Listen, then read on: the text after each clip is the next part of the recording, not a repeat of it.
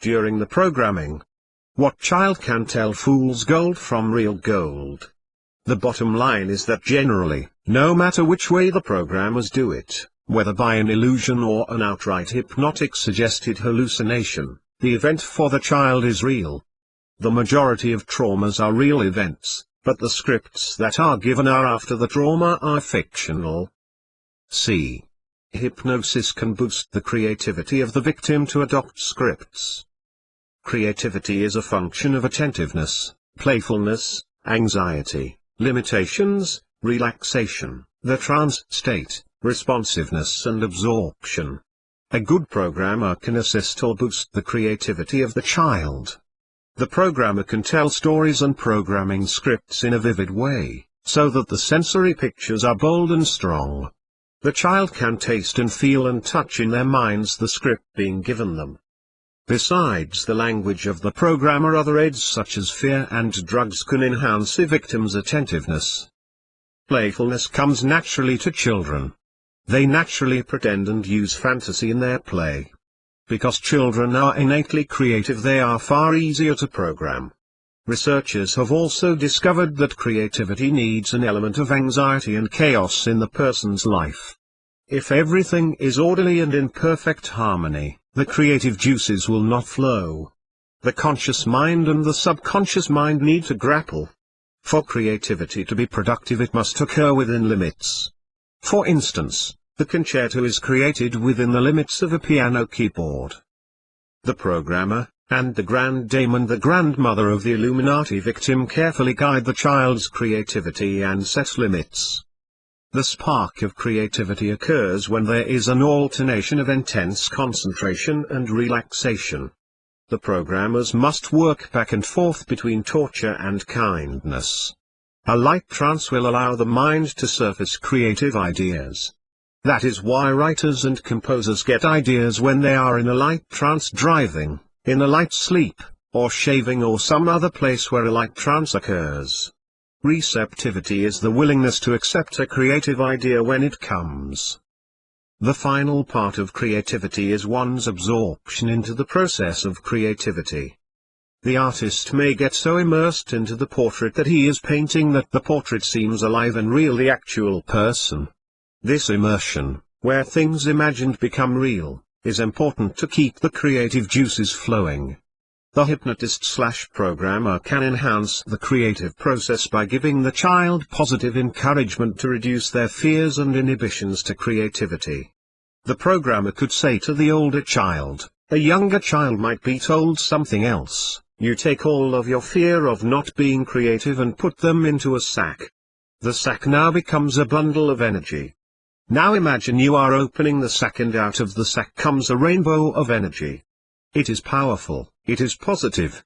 You are now full of new ideas. You can feel this power surge through your body. Your mind is now clear and focused.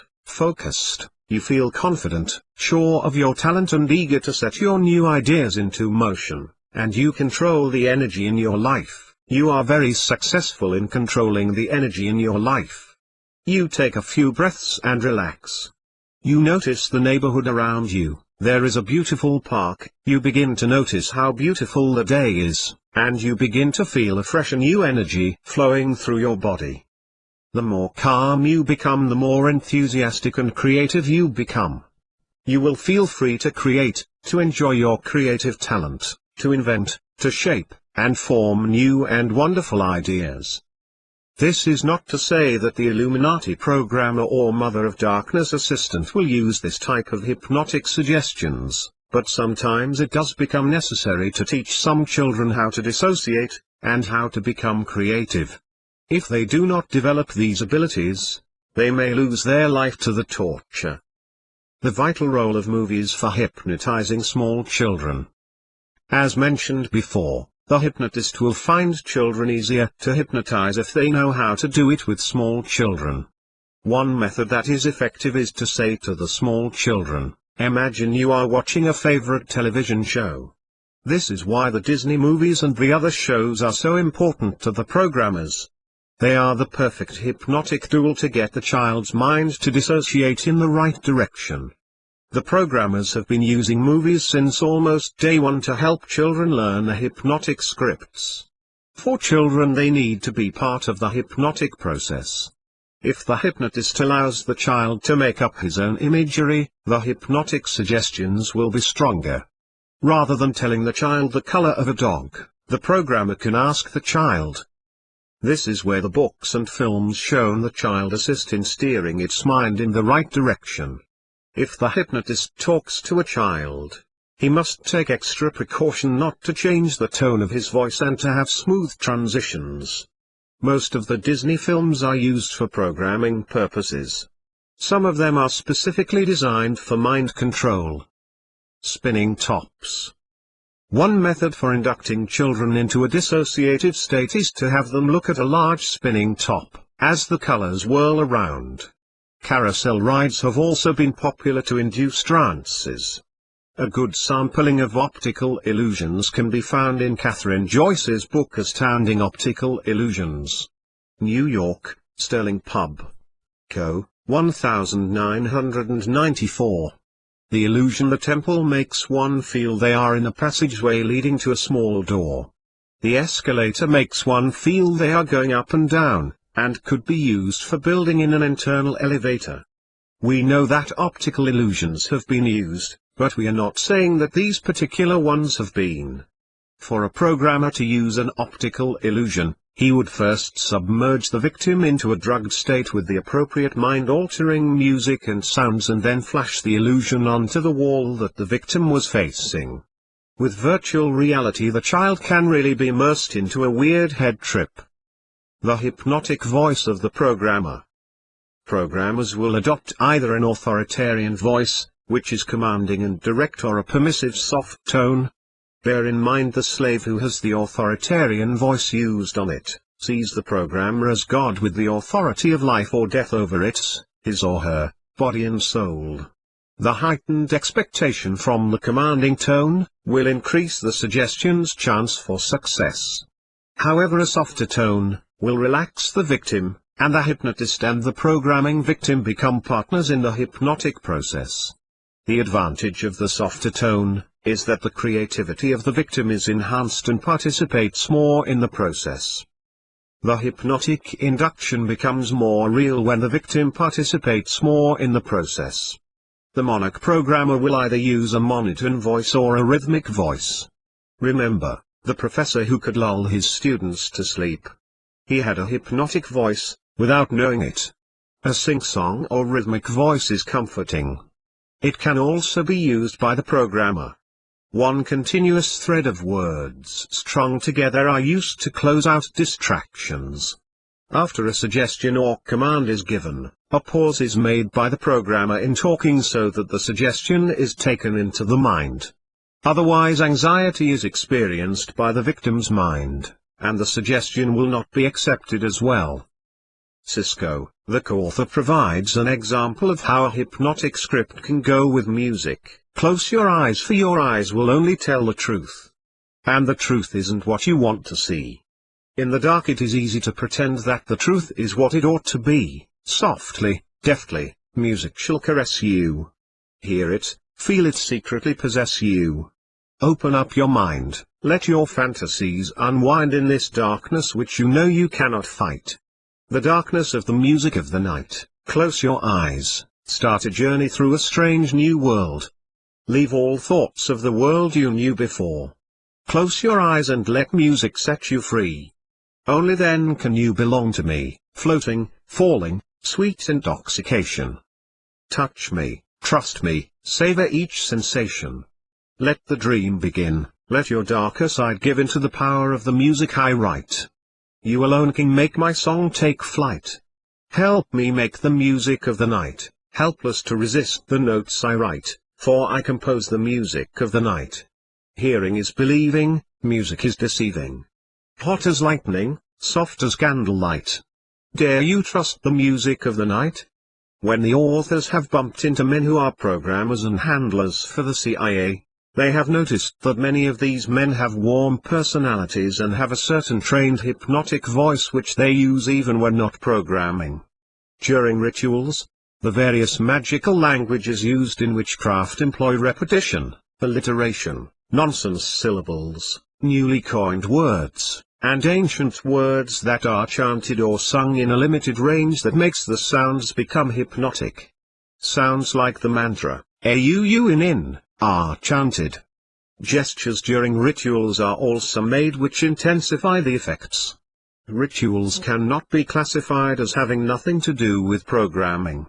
There is such a great attempt to secularize and make clinical what the victim experiences, and the idea that witchcraft is part of the programming is an unpopular notion with some. Combining witchcraft with hypnotic language can be powerful with group dynamics. Repetitive sounds, such as a drum beating, influences the locus coeruleus part of the brain. Drums can help induce trance. D. Keeping the mind dissociative.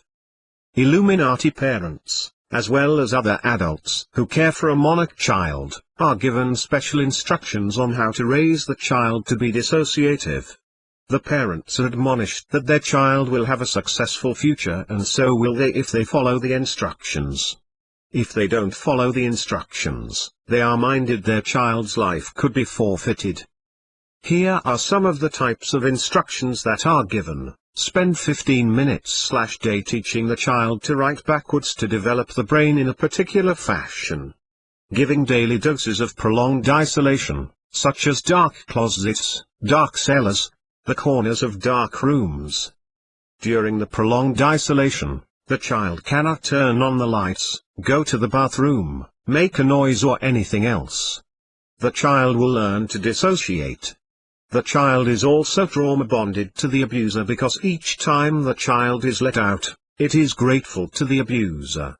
The child can be drowned in a pool and then resuscitated, and the exact amount of time to keep the child under will be given.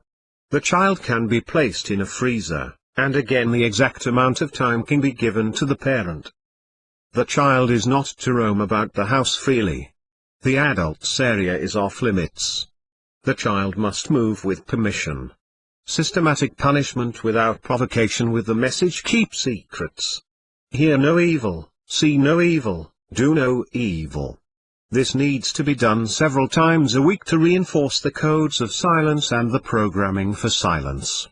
A needle which is gripped halfway up is stuck into the child a quarter-inch deep on the child's muscles, buttocks or thigh to help continue dissociative behavior. On special occasions, birthdays, holidays, the hands and feet which are most sensitive to pain are stuck. When the feet or hands are stuck, they will often stick the needles under the nails. The ears are also on occasion stuck with needles. It also conditions the child to obey the commands of her handlers, who will use needles to access the mind's various personalities. Various spots on the body when stuck with needles along with certain codes become access points for certain altars. Anytime a child argues, has a temper tantrum, or gets angry, the child is to be slapped in the face. This is a quick trauma. It is to be followed with a lighted cigarette applied to the child to burn the skin the second the child gets submissive from the slap. If a cigarette can't be found, a stove top or some other hot item is to be found. At 4 years of age, the child begins programming to burn itself. If there are any bruises showing, the child can be kept home for a day or two. Any time the child becomes willful, it is to have its mouth washed out with soap. The child should be made to chew off a piece and swallow the foam. The child should be raped daily and then tortured. This helps with the sexual programming later, and begins a reversal in the mind that pain is love, and pain is pleasure. Some of the first memories that female monarchs recover are their memories of their fathers raping them. This is because the programmers allow these memories to be less dissociated than the later ones where the slave may be sexually servicing an important monarch slave handler like the Reverend Billy Graham. Graham is covered in full in Chapter 5. In later situations like that, the kitten alters which do the sexual servicing will be electroshocked to block their memory as well as given hypnotic cues. The fathers or stepfathers are often not the person who will be their master when they grow up. The abuse of this person will serve as a cover for the programming. If the person's front alters discover they are MPD, they will initially blame their multiplicity on the first abuser they remember, which then serves as a cover. E. Keeping the mind in alpha state. The entire altar system of a monarch slave has their sleep patterns controlled. Many altars are programmed not to sleep. They stay awake 24 hours a day internally. Someone has to take the body and sleep, but whichever altars are set up to do it, they are hypnotically commanded to only sleep 3 hours, to ensure that the mind stays in an alpha state easy to program. Because altars which do not hold the body rest mentally in a sense when they take the body they are fresh. In this way, a multiple can function without as much sleep as a normal person, but the price they pay is that their mind stays in an easy to program, easy to hypnotize state. REM sleep allows the person to harmonize the mind's inner world with its outer environment. The periods of REM sleep lengthen as the hours of sleep progress. By preventing long periods of sleep, long periods of REM sleep are prevented from occurring, and the victim remains in a more controllable state of mind. F. Hypnotic codes, cues and triggers. When a programmer creates something, it will be a reflection of himself to some degree. Just like handwriting and art are a reflection of the person who makes them. Understanding the connections between a programmer and his creation could take a book in itself. The following is extracted from the history of an ancient occult sect, still functioning today. It is the type of thing that the programmers feed their minds on, which in turn provides them the patterns which show up in programming. Here it is: in the ancient occult world, at the gates of palaces the doorkeeper had to be shown the seals, the secret names of God or pictures with magical power, and the words, Arakiva. When the person passed this entrance, he comes to the palace of pure marble stones. Do not say, water, water. Then the person will enter into the world or the celestial garden of Eden or the realm of the heavenly palaces. The story of Sinbad, the golden lamp and genie would be another example of an occult story that could be used. Within the Illuminati, gematria, which is the Kabbalistic teachings about numbers, is very important for knowing the codes of the deep darker altars. There are several reasons for why monarch slaves have lots of codes and structures which come from witchcraft. A. Their programmers are witches, and witchcraft is the worldview on the mind of the programmer. B. The slaves are reminded of their entrapment to Satan and their cult whenever they hear their codes. C. The altars internally will work magic, even while they don't hold the body, and placing magical structures inside facilitates this internal magic. D. Using magical words makes the programming look like magic. E. The internal altars are being inculcated into occult underworld life and doctrine. A rather remarkable book is Aleister Crowley's book 777 and other Kabbalistic writings of Aleister Crowley. It is remarkable for the deprogrammer to understand many of the programming code links that the programmers may have used.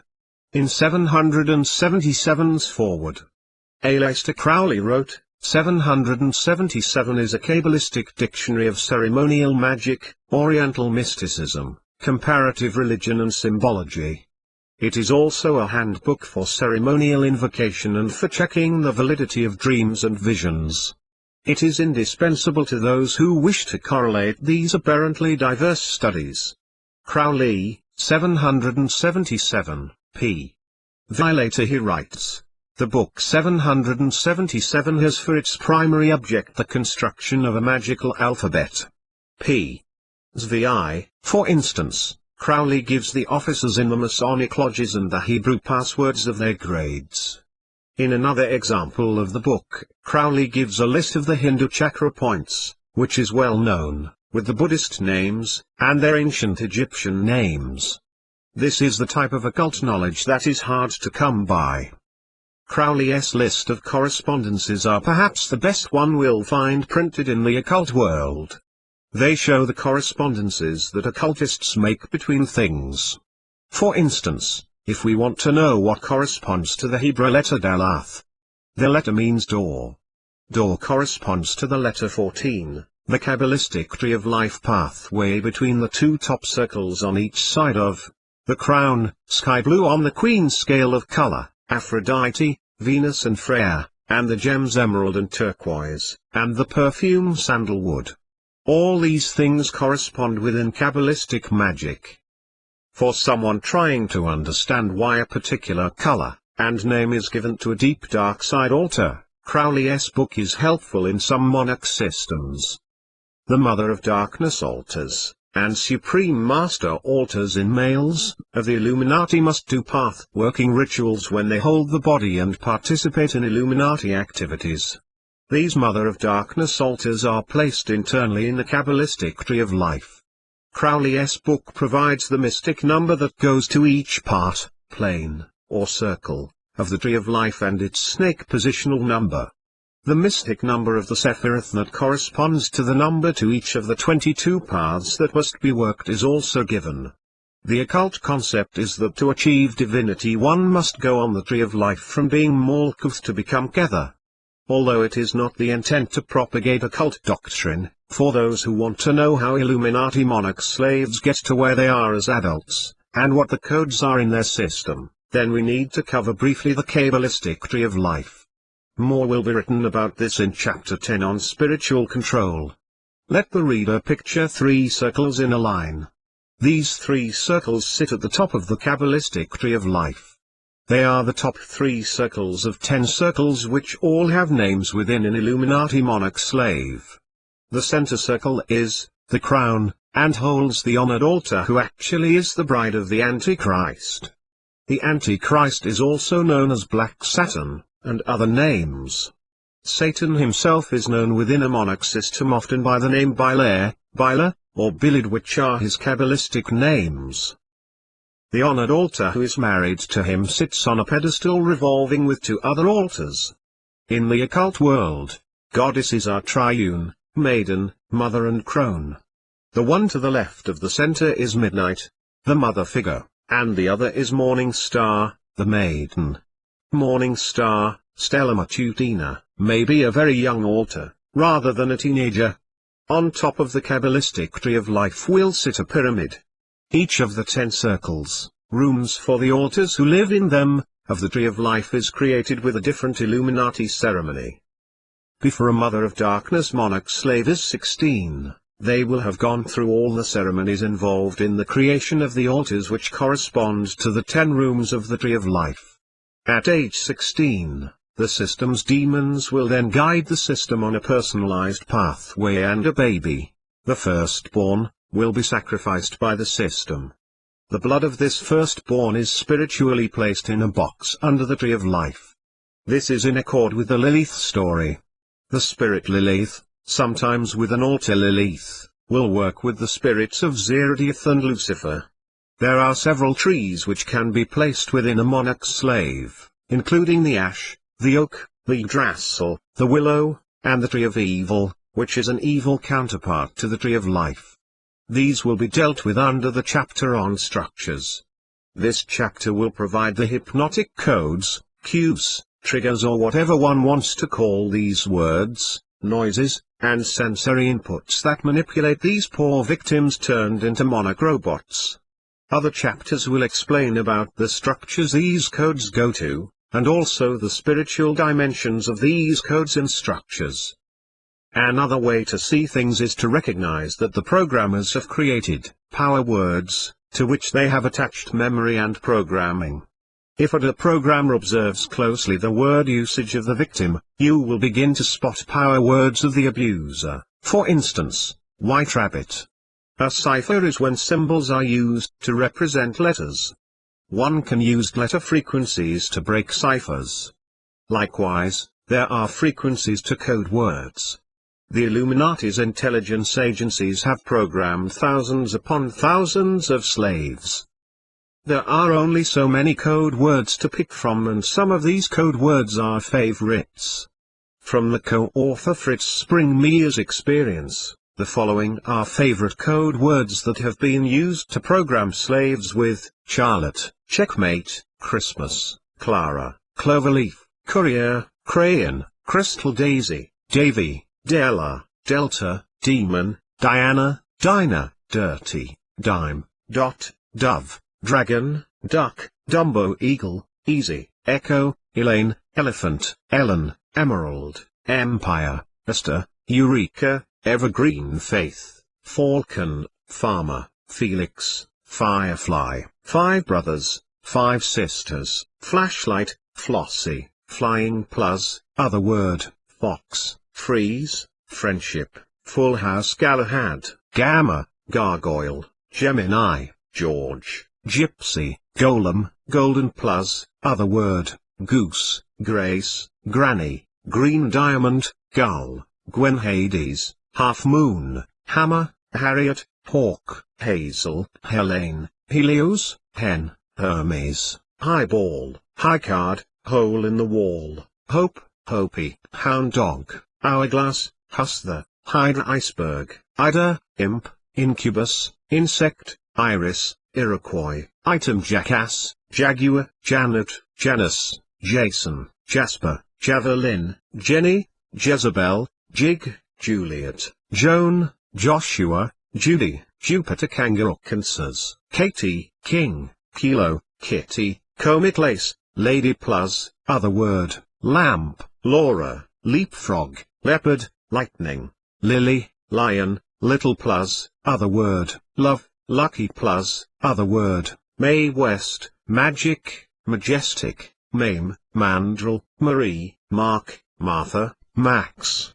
Meadows, Mercury, Mighty Mouse, $1 Million, Minnie Mouse, Mona Lisa, Monte Carlo, Mother, Mummy Nancy, Naomi, Navajo, Nimrod, Noah, Nora, Nutcracker Oboe, Octopus, Old Faithful, Olive, Opal, Ophelia, Orion, Oscar, Owl, Ozma Package, Pamela, Pandora, Panther, Paperclip, Papa, Pat, Patsy, Pegasus, Penthouse, Phantom, Phoenix, Pinecone, Pistol Pete, Plato, Pluto, Polly, Python Quail, Quebec, Queen, Queen Bee, Queenie, Quest, Quicksilver Rachel, Rainbow, Ram, Ranger, Rascal, Rat, Raven, Rebecca, Red Diamond, Red Hill, Reno, Rex, Rhubarb, Rita, Robot, Romeo, Rooster, Rosie, Rover, Ruby, Ruth Saber, Saint, Sound Plus, another word, Sally, San Antonio, Sapphire, Sarah, Saturn, Scamper, Scout, Seagull, Seal, Sergeant, Sergeant Delta, Shadow, Shark, Shenandoah, Show, Sickle, Sigma, Silver, Snow plus other word, Zebra, Zenith, Zero, Zipper, Zombie, Zulu, Zuni. The word fox is an example of a significant occult code word. FOX consists of the 6th, 15th, 1 plus 5, and the 24th, 2 plus 4, letters of the alphabet, which yield 666. The reader needs to bear several things in mind.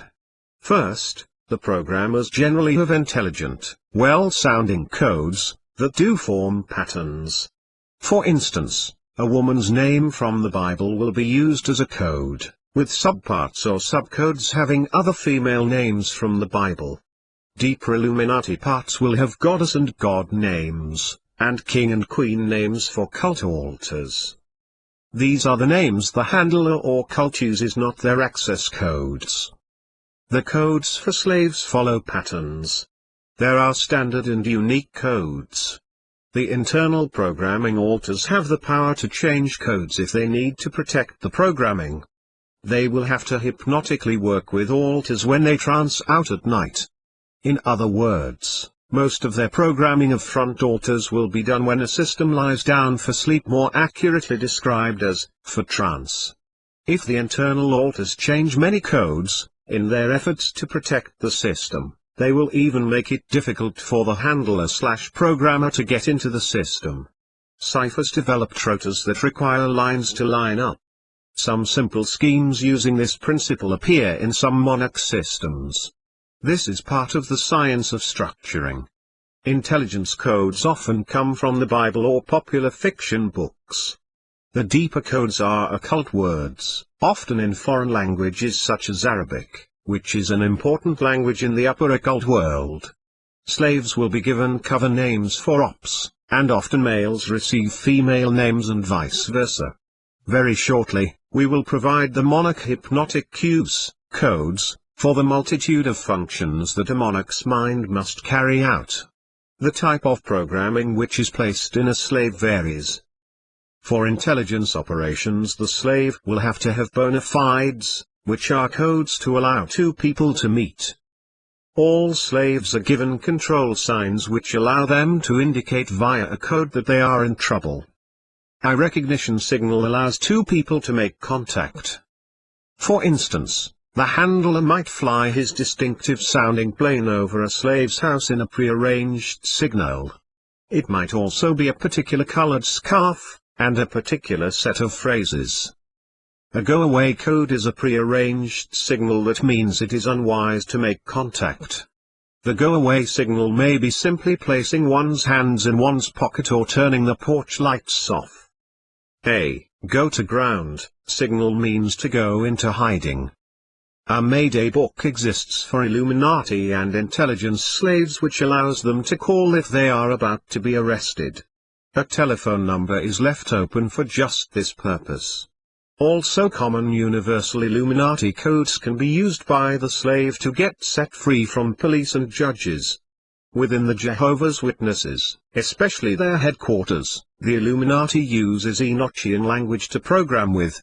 With Druidic branches, Druidic symbols are used. With the Jewish groups, Hebrew is used. Other languages are also used. An Illuminati system can easily have 6 different languages used as programming codes. The foreign language codes will be for small parts of the system only. Special artificial languages are also employed, as well as sign language. Monarch mind control codes contents. A. Alpha, basic. Codes to all the various basic systems, Alice in Wonderland, Cinderella program, the Melting Pot program, Wizard of Oz, Tin Man programming, Body programs control program B beta, sexual. C. Chi, return to cult. D. Delta, assassination. E. Epsilon, animal alters. F. Omega, internal computers. G. Gamma, demonology, ceremonies. H. Hypnotic inductions. I. Janus Alex callbacks, end times. J. Theta, psychic warfare. K. Tinkerbell, never grow up, alien. L. Twinning, teams. M. Solimetric military. N. Songs, reminders. O. Zeta, snuff films. P. Sample alter system codes. Q. Catholic programming. R. Mensa programming. S. Hand signals. T. Programming site codes, used for slave model codes, etc. Alpha, basic commands. These basic commands are also found used in many slaves, although there will be exceptions to everything. Get on your toes. Stay on your toes. Means, attention slave, get ready for a command. On your toes is a preparatory command that will be used throughout an entire system, if you please sir. From Wizard of Oz, slave says this like, yes, sir. 3-tap code for access, follow the snaps, listen and obey our commands, this is for your own good. Fiddler equals code take 1 to Never Never Land. Puppet Master, name of master for marionette or puppet program. Daddy, master, daddy's friend, a user of slave approved by master papa, master, white rabbit master, you'll speak my words when I pull your strings. Puppet programming control of what slave will say. Spill it, trigger command ordering slave to speak. Silence, order means keep quiet. Mr. Rogers' Neighborhoods, Land of Make-Believe, was used for the programming code script, I am Mr. Rogers and I have puppets, 2 I pull all the strings and I pull strings on you. Twinkling of the nose, bewitched programming to cast spell or order on slave, name of altar, you will come forth and obey. Or, obey and come forth. Another basic way of getting an altar would be simply to spin the person and call out the altar's name, or to snap the fingers and call out the name of a front altar. Access is accomplished for a number of Illuminati slaves by a message via phone or letter, then a looking glass person takes the system to a location outside of the house, maybe simply to the sidewalk. There the person is picked up. The left hand is then grasped on the soft part of the hand between the thumb and forefinger by 2 fingers very tightly. This pulls up an altar with an egg in its lap. The egg is then opened via a code and the imps inside the egg to communicate to the ribbons and the computer.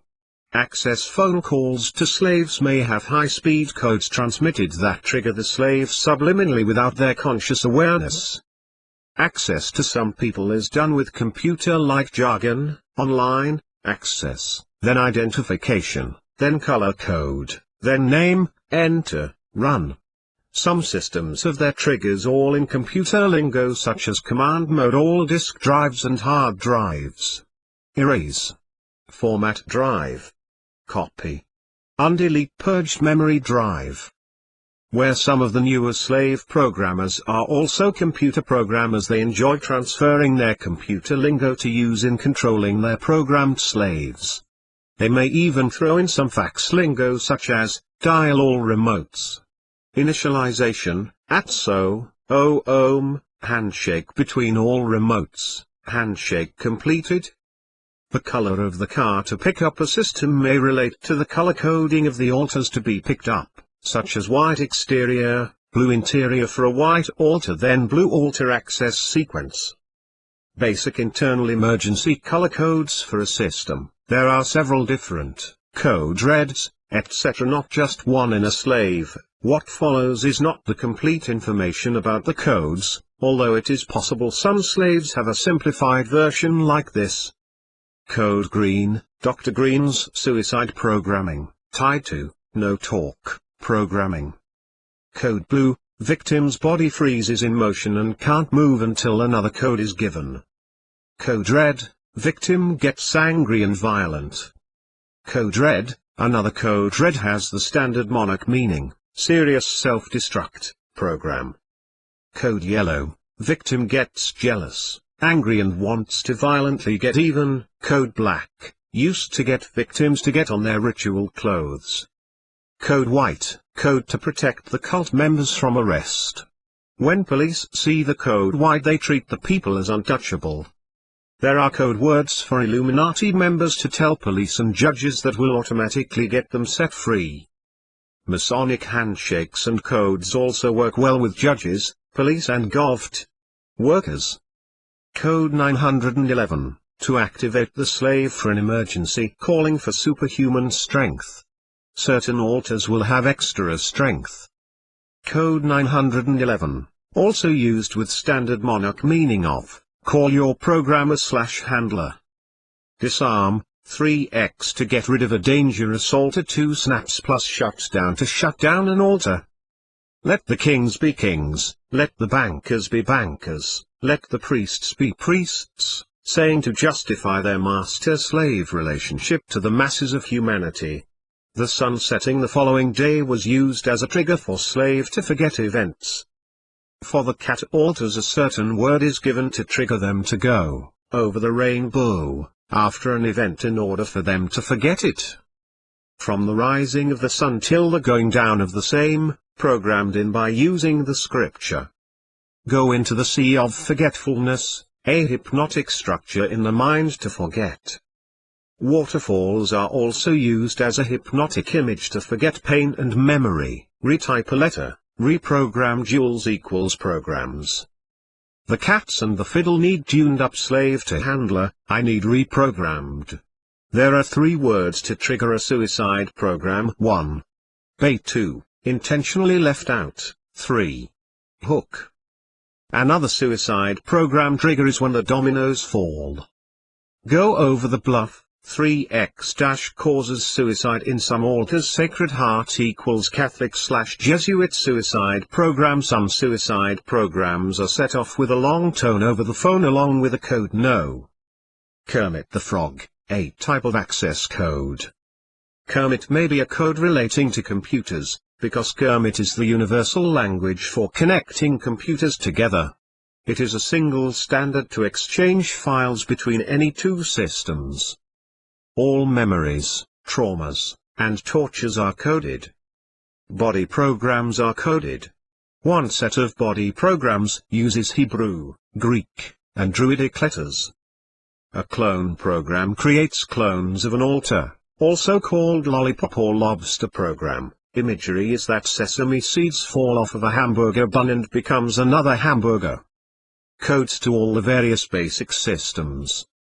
Carousel 532,342,223, Castle System 221,435,321, Communication 311,146,623, Double Helix 432,443,321. Level 211,343,231, Mensa System 323,542,321, Pentagram 421,136,113, Pool of Death 231,134,421. Puppet 341,124,321, Soul Metric 665,421,134, Spiderweb 321,654,321,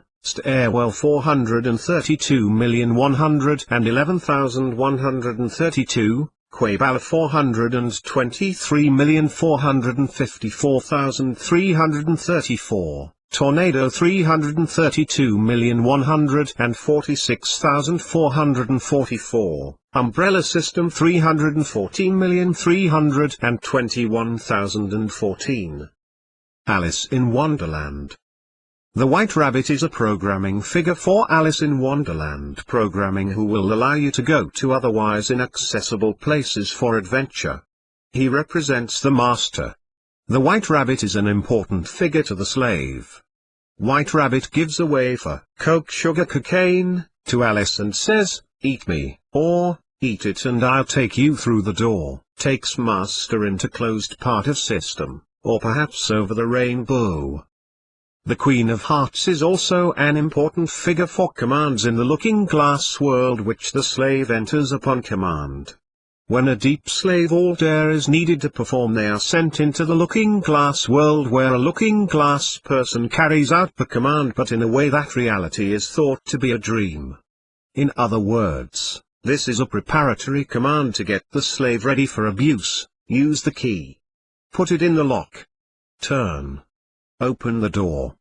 And step through a window, or mirror, into Never Never Land, something enlightening to transport you faster than the all ruby slippers. Click your heels together and wither in a snap. Slave clicks heels, electrifying. With the rumble of thunder. Bolting through time. So you won't be late. For a very important date. Alice in Wonderland programming. This is the wording to use deep altars. Cinderella program. The code word involves something said about the stroke of midnight. The melting pot program. A very powerful program is activated by melting the slave into his master. The slave will do anything for the master with this program. The melting is the ecstasy that is occasionally experienced when lovers having sex seem to melt into each other. This feeling of ecstasy melting is programmed to release when the master says these words, "Melt into your melted mirror for an electrifying ride. Look deep into the black of my melting mirror eyes. See you reflecting me, reflecting you, reflecting me, reflecting you, reflecting me, reflecting you, reflecting me, reflecting you. Can't. This several times, until we melt together and sink deep. Words emitted, into the other side, melt into my mirror. You loose yourself into the pool of liquid mirror. Step into the looking glass, sink deep within its pool, and straddle the dimensions in time. I'll see you there. Along with my friends, see it through the looking glass. Infinity mirror programming involving mirror image people, alters, lose yourself in the infinity mirrors. Wizard of Ounce. The yellow brick road is the script or programmed set of instructions one must follow. It also serves as a runway for alters to take off from their internal world and take the body. Follow the yellow brick road. There is a code to get through the poppy field, trance state. Some alters to get through the poppy field need to put on a new dress and a new image. The poppy field may be called the field of forget-me-not. In this way it is linked to the daisies of Dr. Green. To get into the poppy field is easy. It is sleep, sleep, sleep. See other induction methods on another page. There's a pair of magic shoes to wear with your dress. Something enlightening to transport you faster than the old furry slippers. When the slave is finished being used, they return from Never Never Land to Kansas. To do this they are told, click your heels. There's no place like home. They might be reminded, you're now going over the rainbow to the other world. Tin Man Programming. The Tin Man Programming is all-purpose versatile program for whatever the master needs done. It means that the slave is a well-oiled machine. Sometimes the slave is reluctant to do a job, but he is being told that he is a well-oiled machine. The exact words may vary with the mission, but the following are exact words: leave your shell. Activate, machine. Countdown 1 to 10, soon we'll have you pairing like a well-oiled machine. All of your moving parts are pivotal and gliding with ease. Melt into my hands. Take my commands. I'll hold your jaw to keep it from slipping while you slip through a window in time. Program code for slave to shatter their memory of an event, used with electroshock. Mirror mirror all around, on the ceiling, on the ground, spinning fast around and round. Are you up or are you down? Are you down or are you up? It really doesn't matter. Because when this mirror bubble bursts, everything will shatter. Go Key West is key. Several slaves have this code, related to Senator Byrd and Ounce PRGMG. Galaxy programming, for the end times, is also connected to the Ounce programming. In upper-level Illuminati slaves, Dorothy in the Ounce story will represent the Mother of Darkness altars, Ozma will represent the ruler of the castle, and Glinda will have the Great Book of Records. The Ring of Glinda, from Glinda of Ounce, p. 16, gives protection. Body Programs Control Program. See Omega Programming, Universal Function Codes for internal system codes for body programs. Sometimes these body programs are filed with a combination of Hebrew zodiac signs.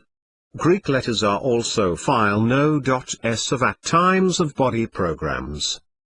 Rivers of Blood, Circulation Control Program. This program totally controls the circulatory system.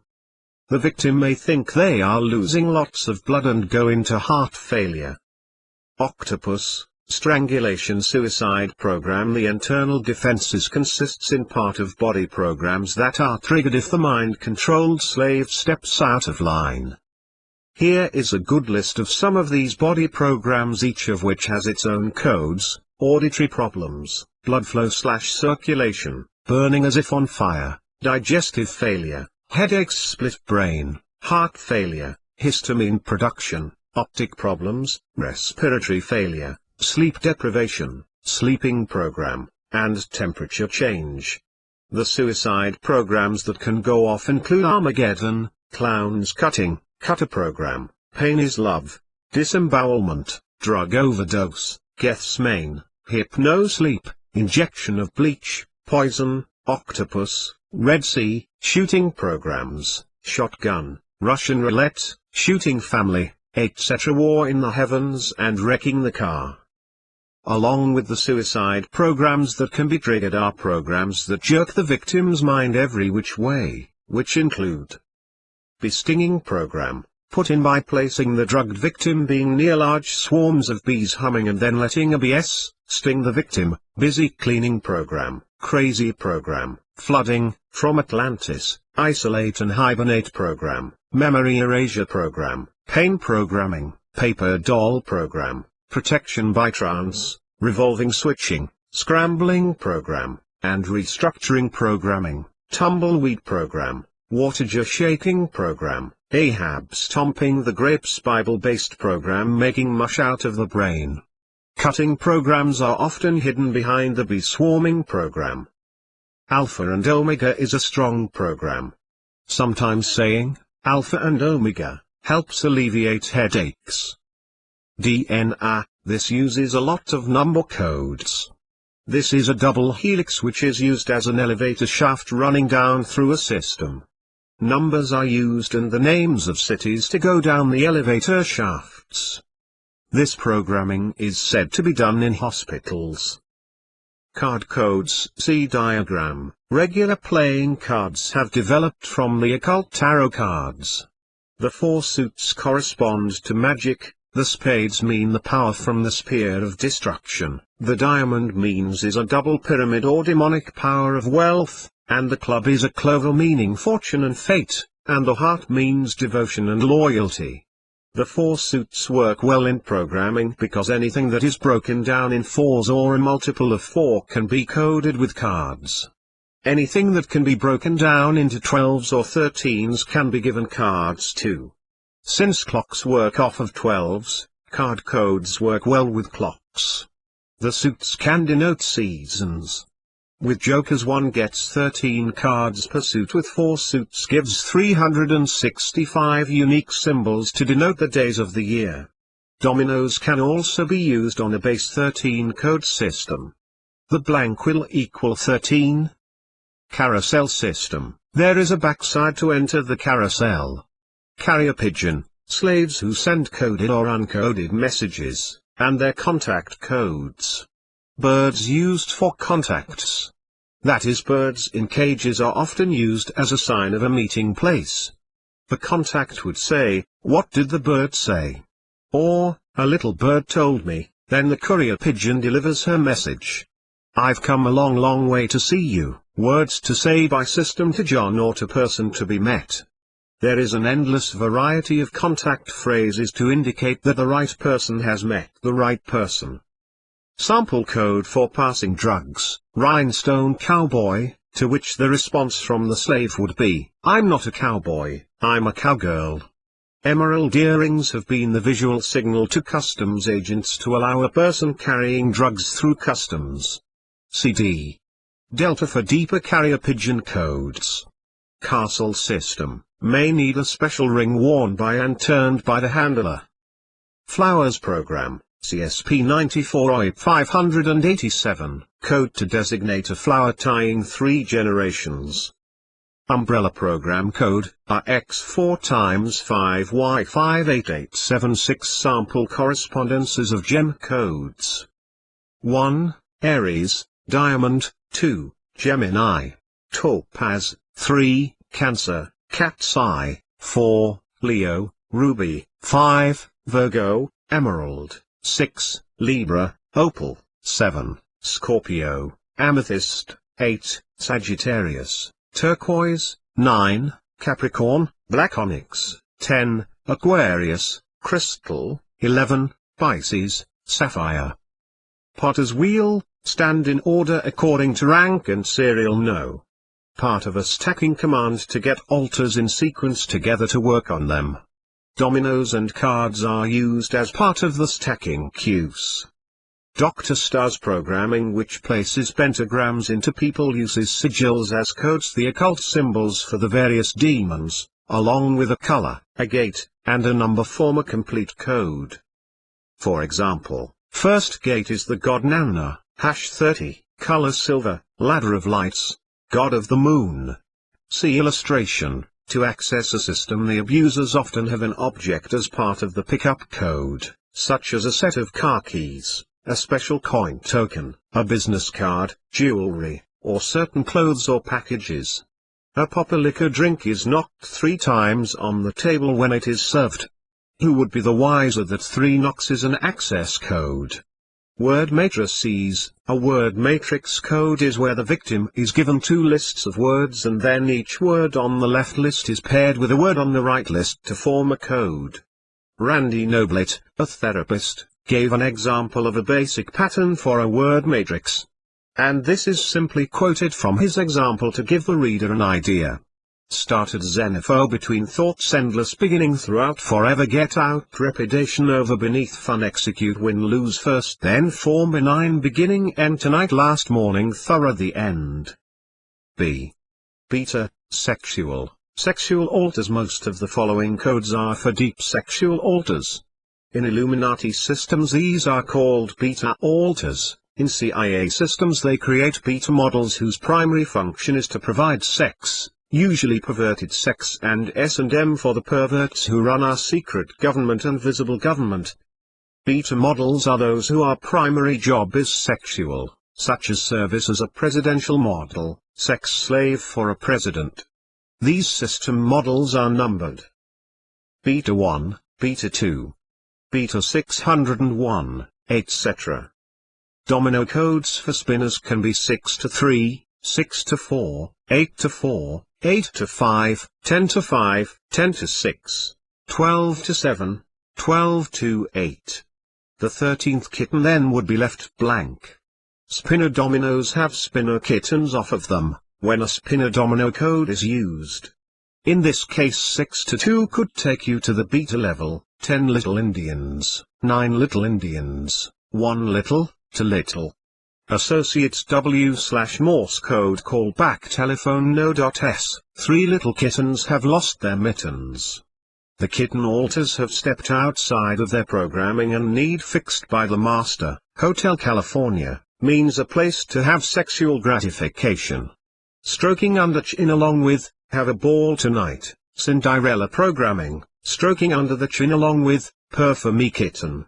Magic shoes or red slippers are used to switch to get specific sexual alters. The slippers are clicked 3x to get deeper sexual alters, come here my kitten, and let me pet you. Purr for me now. That's a fluffy kitten. Purr deep, come here little one. Call for young sexual alter passion used 3x with other words as a sexual trigger, such as, show me your passion. Passion is a strong program word for sex. Red dot, spin spin spin, become another person. This is said to a mother kitten before she is told which spin kitten to get from her litter. It is a preparatory command meaning, call your spinner. Spin kittens, we gotta get dressed. In 5 minutes, along with being spun produces specific sexual kitten.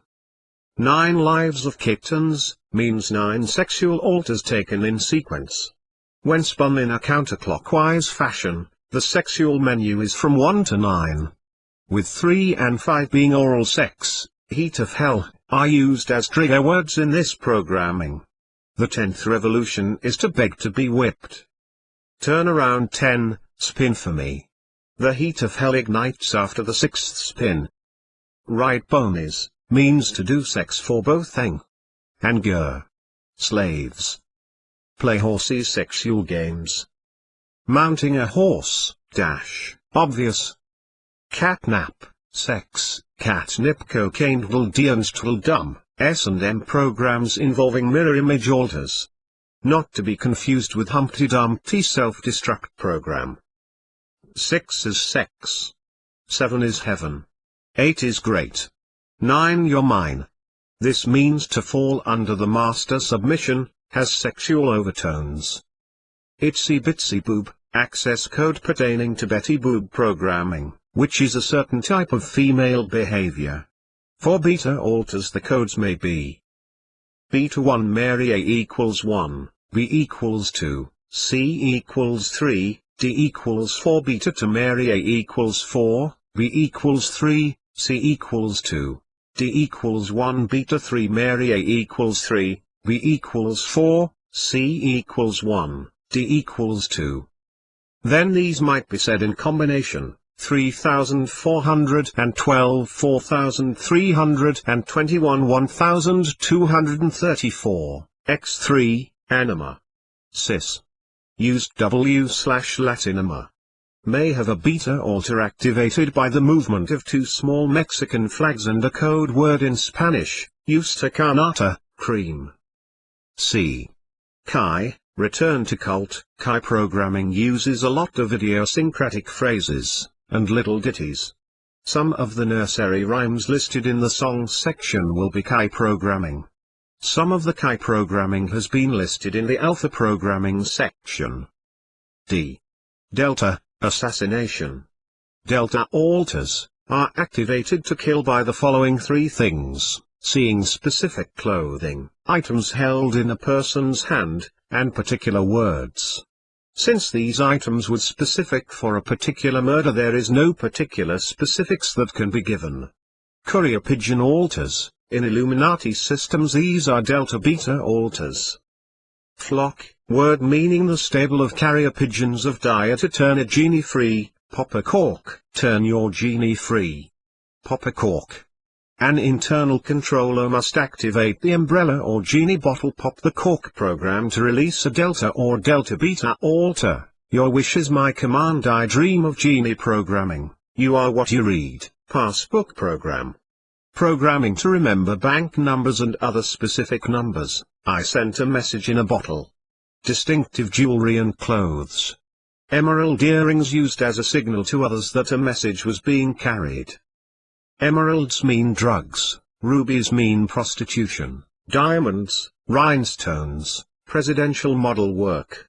Red, white and blue worn sometimes by presidential models. High-level reporting alters forget their messages with refile name of alter. Some systems have one name W/several different numbers attached to indicate alters within one area and purpose. Sergeant 1, up to Sergeant 60. Or say, access 1143 Marcy, and then other Marcys are numbered with other numbers. Spaceships and flags are associates W/Sergeant alters. Delta Black Widow alters have a web, fangs, poison, eggs, and silk strand connectors. Viper is the demon associated with Black Widows, and they are programmed to reconnect their strands if all of the connectors are not taken out. Index finger pointed at head means Russian roulette.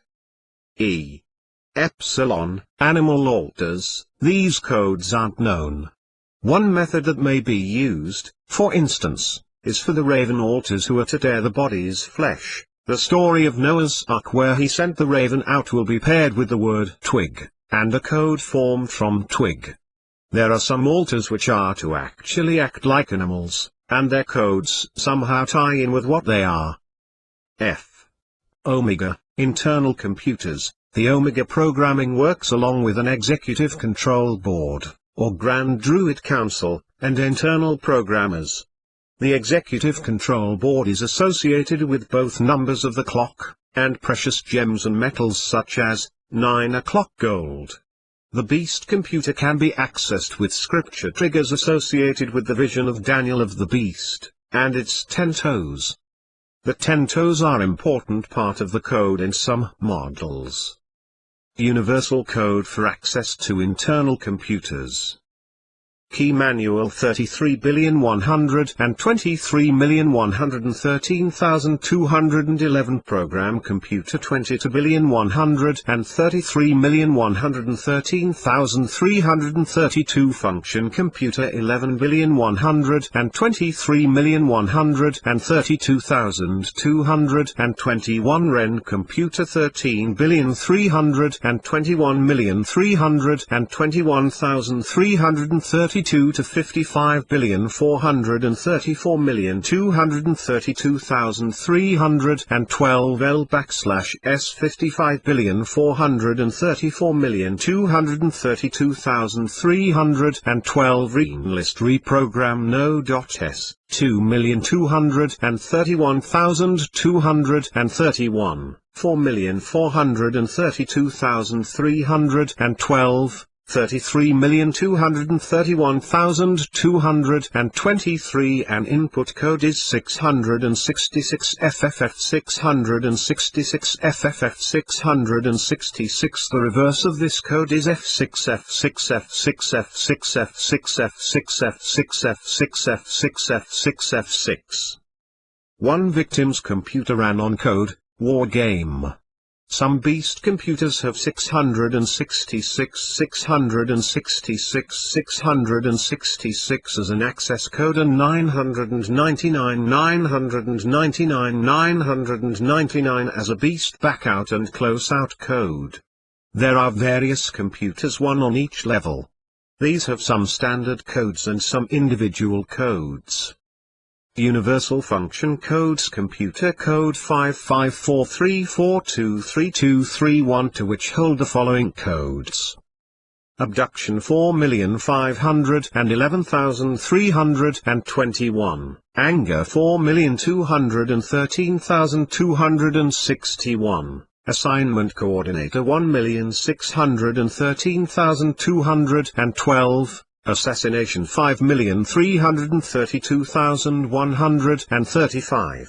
Bank of Lies 3,124,532. Blindness 2,566,553. Brain Disorder 6,325,512. Body Gesture 1,332,221. Body Functions 4,311,322. Callback Ritual 6,664,113. Child Control 3,214,441. Circle in Fields 3,332,241. Confusion 6,643,252. Control 4,321,341. Death 3,324,553.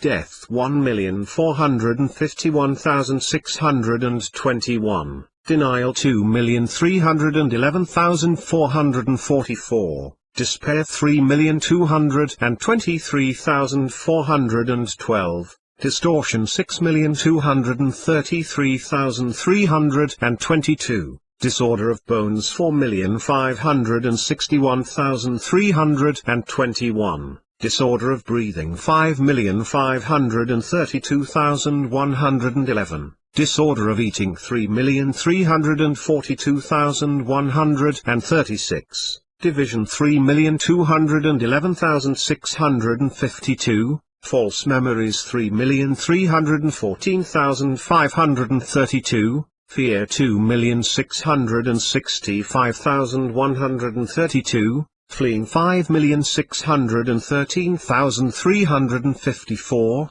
Game Playing 1,561,321. Guilt 4,321,231. Hatefulness 5,331,241. Helplessness 1,112,364. Illness 1,566,432. Infiltration 2,231,335. Insanity 2,144,312. Inside Reporters 1,133,265. Loyalty to Group 3,364,112. Mute 2,213,541. Murder 3,221,456. Nonsense 2,665,443. Outside Reporters 1,132,256.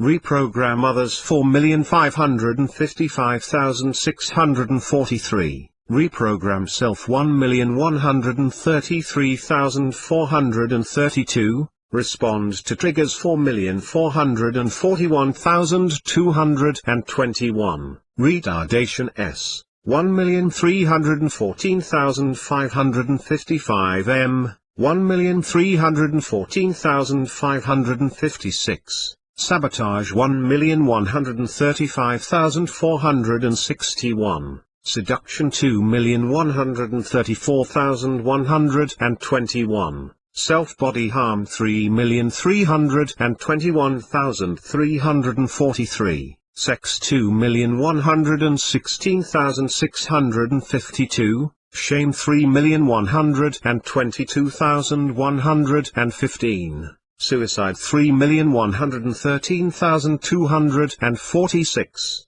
trigger 1,324,652, trigger others 4,442,211, zombie 3,321,556. Under each of these codes, other codes may be attached.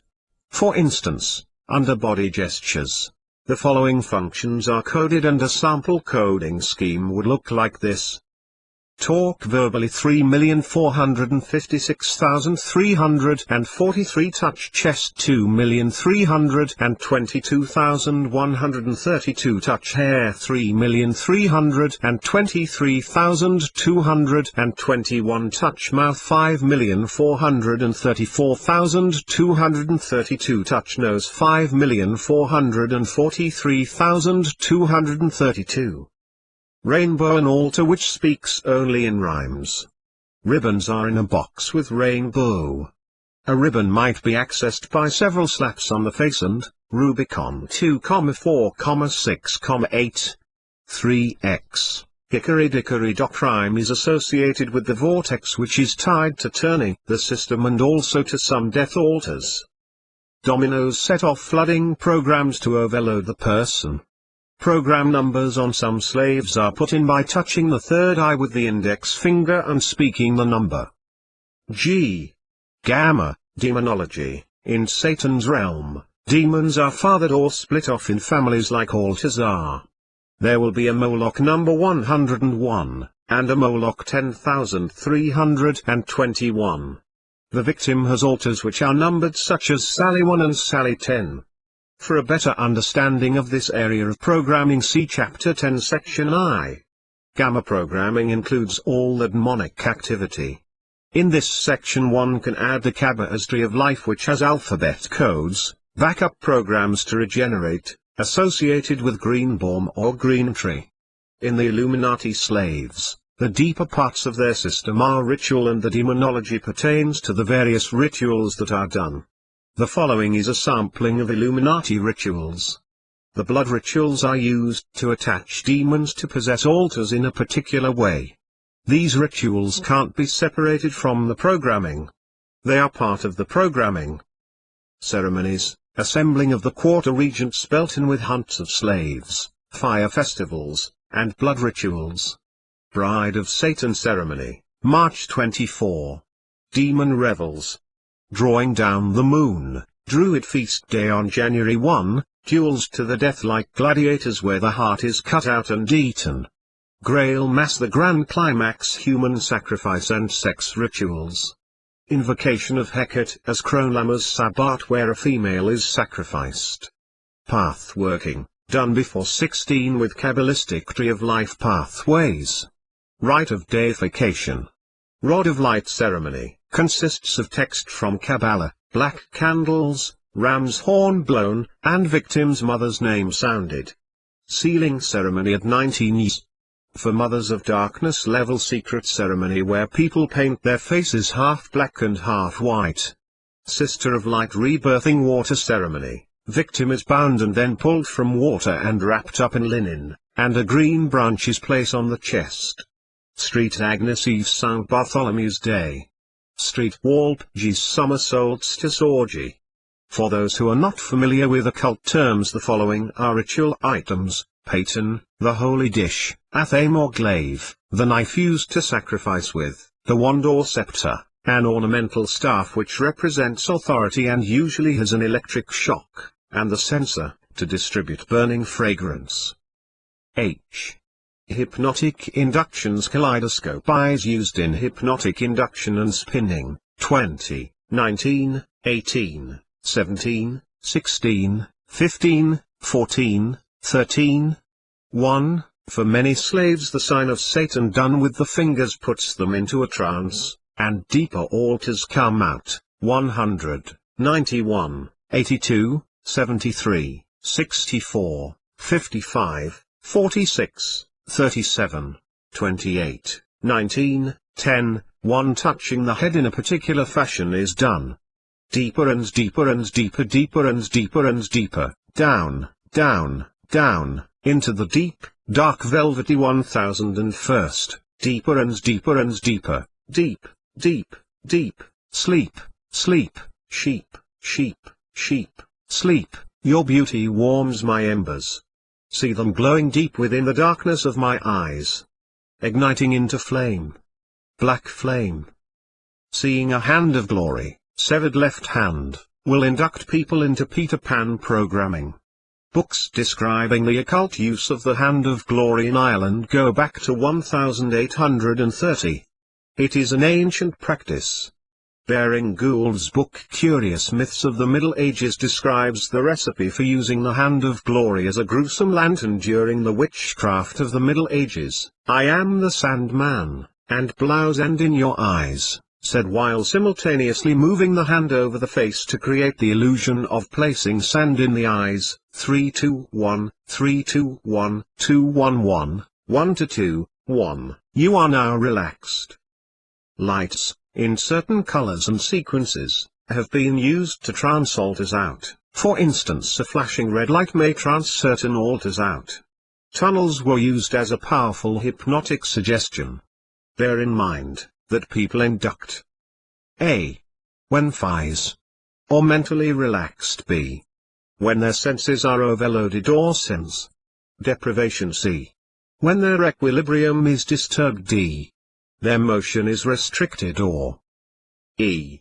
their eyes are fixated on something. I. Janus Alex callbacks, end times. Main link to a system's programs to Alex coded 44,334,223,112. Scramble code to Alex is 34,424,313,221. Individual code to Alex equals 55,434,232,312. Link to Janus coded 3,323,432,123. Report back, X4 for 1062F main Janus tracking / reprogramming code Janus 9341 Xi 99632, X3, its backup code X44420261F. There is a Janus 2 computer at 666 Connecticut Avenue, Washington, D.C. Disinformation by the network is that the basic computer equipment is called Janus/Janus. Main ambassador code 673029860ZZ 9861 suicide/fire, subcodes. Fire 97643F 4200L. Cut 97642C 42DL. Suicide 97623542002L. Towards Violence 97613V 4203L. Main Emperor, 796221009 861 1 page 83. End time activation codes. Most slaves have end time programming. When a slave is called in with end time programming, they have pages upon pages of coded messages. A number of monarch slaves have been deprogrammed enough that they began accessing and spewing out pages and pages of these activation codes. Part of a sample of one of these is as follows: Israel is rising, activate 366 United Nations 900 Bluebird pilots, rise nations in place for a China callback countdown. Activate Alex 3.7 LC94 circle farms around the square. British soldiers rise. Mountain goat come east side of peak 39. Activate 52. Activate 42. Activate red China rise 1.7. Activate the hour comes, A. C. Sun. Activate Africa arise in numbers of 90. A team leader will have a downline of around 4 people which are coded red ray, yellow ray, green ray, blue ray.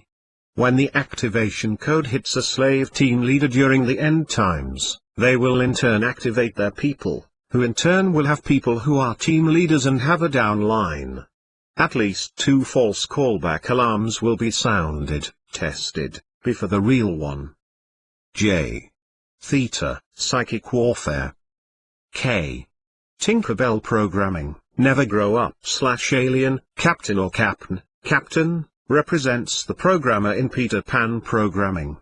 Tinkerbell is a young alter created under Peter Pan programming. Trans-dimensional travel right from your own backyard. The dimensions of your pyramid are to be 9 by 9 by 9 by. Alien programming Bino also involves Peter Pan programming. Ride the light. Peter Pan programming meaning to go into hypnotic induction attached to a light that is seen when given a high voltage shock. This is given to make experiences seem like in another dimension. L. Twinning, teams, cross-programming with for instance a mother and a daughter team. 2 seals are placed on this cross-programming, A. Seal of cover, and A. Seal of rain, code, mother, minus. Mother equals 3/4, daughter holds 1/4 daughter, mother 1/4, daughter holds 3/4. Teams will be given code words for each alter who is part of a 2-system team. One system may serve as a father figure to the other system. Teams will be trauma and sexually bonded, as well as having mirror images with each other's names. A leader will have an upline and a downline for the colored rays. A leader will call the different colored rays, to activate their programming.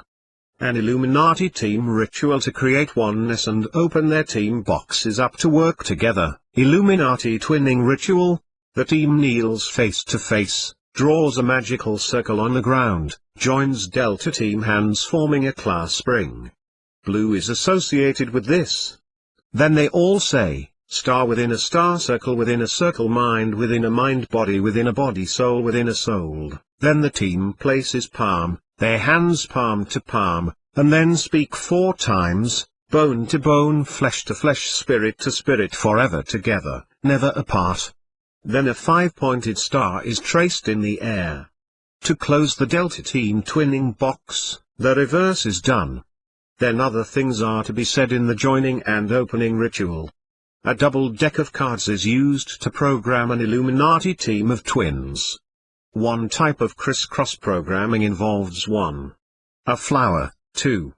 The stem, and 3. The root. The root involves blood sacrifices. This programming ties 2 generations together such as mother-daughter. M. Solimetric military. N. Songs and nursery rhymes. Songs and nursery rhymes used as triggers. Note all of these songs have been used on other slaves too. Songs with monarch programming meaning and access parts soliciting behavior or thinking include nursery rhymes. Brahms lullaby. Hickory, dickory dock, flips the system. Hickory, dickory dock, the mouse ran up the clock. Computer, the clock struck 1, time for system rotation. The mouse ran down, hickory dickory dock, into the mouth, vortex, runs the mouse, and flips the house, turns the system over.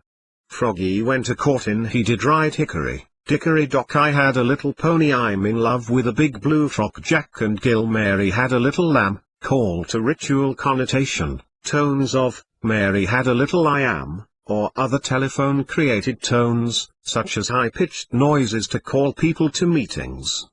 Mary Mary quite contrary, reminds the slave that abusers are all-seeing. Old King Cole was a merry old soul.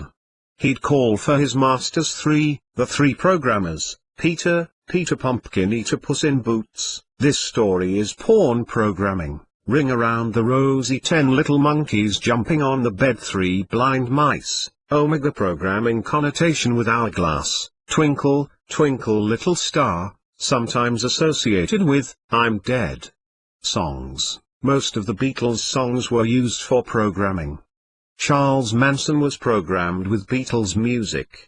The programmers know ahead of time what are going to be the next hits, and they regularly call in slaves and hypnotically make the lyrics to be cues for the slaves before the music comes out. For instance, the lyrics of, "Ain't That a Shame," will make certain alters angry. For another slave the lyrics, "Everything is relative, in its own way," reminds the person of the cult family and obedience. Angie, popular song for programming. A mighty fortress is our God back in black blue velvet butterfly the Candyman can. Candyman represents drug use for monarchs, plus other things. Christmas carols. Christmas carols were used a lot on monarchs. Country roads, song with the programmed meaning take me, the slave, home to a meeting site. Crazy, to reaffirm loyalty to the master. Deja vu die water fire and rain Frere Jacques, Catholic. Father John, sexual abuse connotation, get me a ticket on a fast train, substitute master for baby in song, grandma's featherbed ghost riders green grass of home, go home program, slave is not happy till they go home to green fields green sleeves hallelujah chorus, many Christian songs like this one are played while the victim is tortured. Handel's Messiah have thine own way Lord, thou art the potter, I am the clay. Mold me and make me. EA. Charismatic slave programming. Heartache Tonight, song used to announce a ritual over the radio Hotel California, sexual/ritual connotation. The song says, go to the chamber of the master's feast, we are programmed to receive. This song also tells the story of how LaVey started the Church of Satan in 1966. I. Surrender All Imagine, John Lennon presents the New Age script for people to be, nowhere people, John Brown's Body Lucy in the Sky with Diamonds Little Red Riding Hood, song played with hunts of slaves, Mary was an only child, from Art Garfunkel's Angel Clare album, Moon River Over the Rainbow, obvious Wizard of Ounce programming, playing with the Queen of Hearts, knowing that it really smarts. The Joker is the only fool who'll do anything with you, reinforces the warning not to play, tamper, with the programming. The Queen of Hearts is the emergency mayday signaled to a handler. To play with this will really smart hurt. National Anthem No More Mr. Nice Guy Revolution 9 Rivers of Dreams, by Billy Joel. Words are about, walking in the dark, going through a river.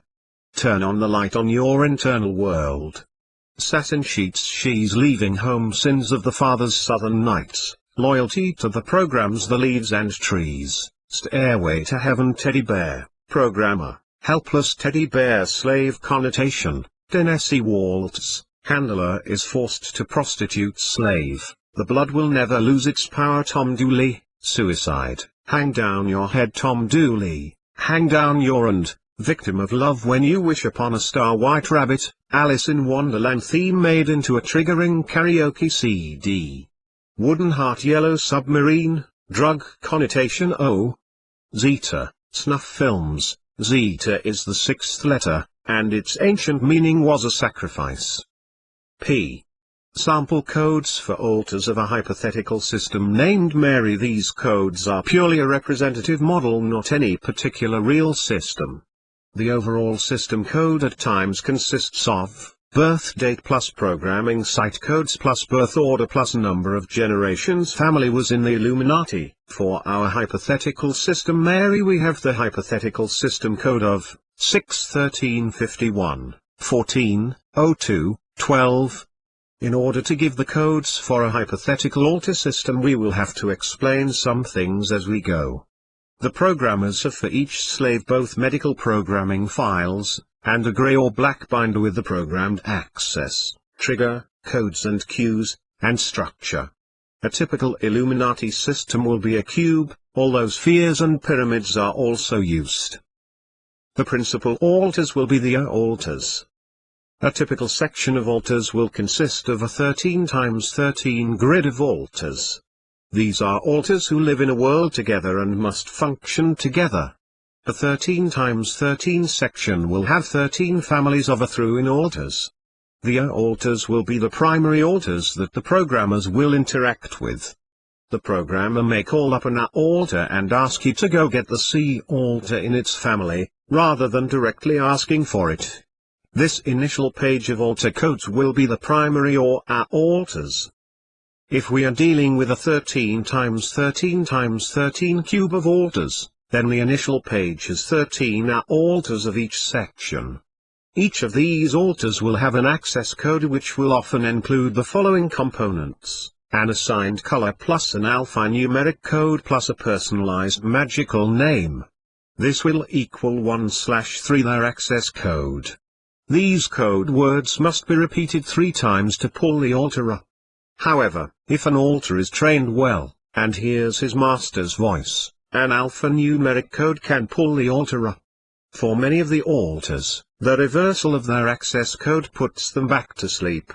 This is an important point, because some altars would be dangerous to leave in control of the body. The altars are regular altars. Many of them have been hypnotically age-advanced to see themselves as teenagers or adults.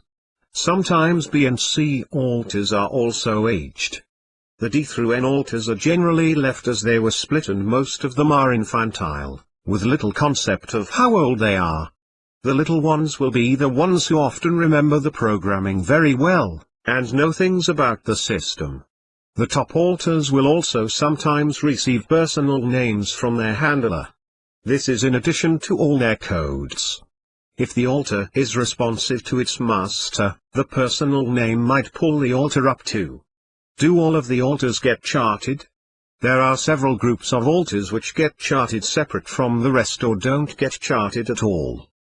Because of the competition and distrust between the different programmers, they often place in secret backdoors into the person's mind that only they know about.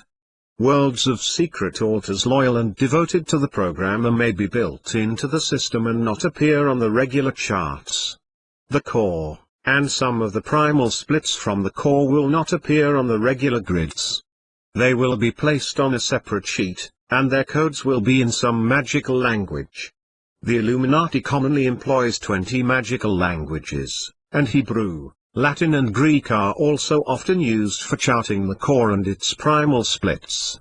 Enochian is a good example of a magical language used by the Illuminati.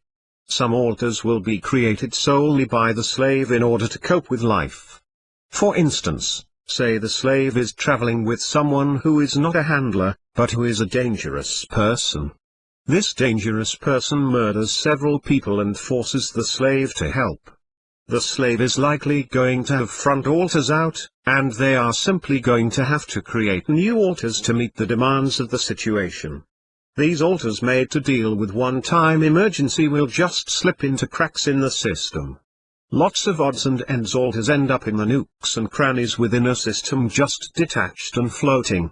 The programmers and the victim work hard at structuring and cleaning up things, but the honest truth is that trauma-based mind control is messy. Anytime you shatter someone's mind into thousands of pieces with horrendous torture, you have a shattered mess, in spite of the good fronts that the programmers are able to construct. Some of the more elaborate access methods are for altars that are not on the chart. Hourglass altars have entire sentence access codes.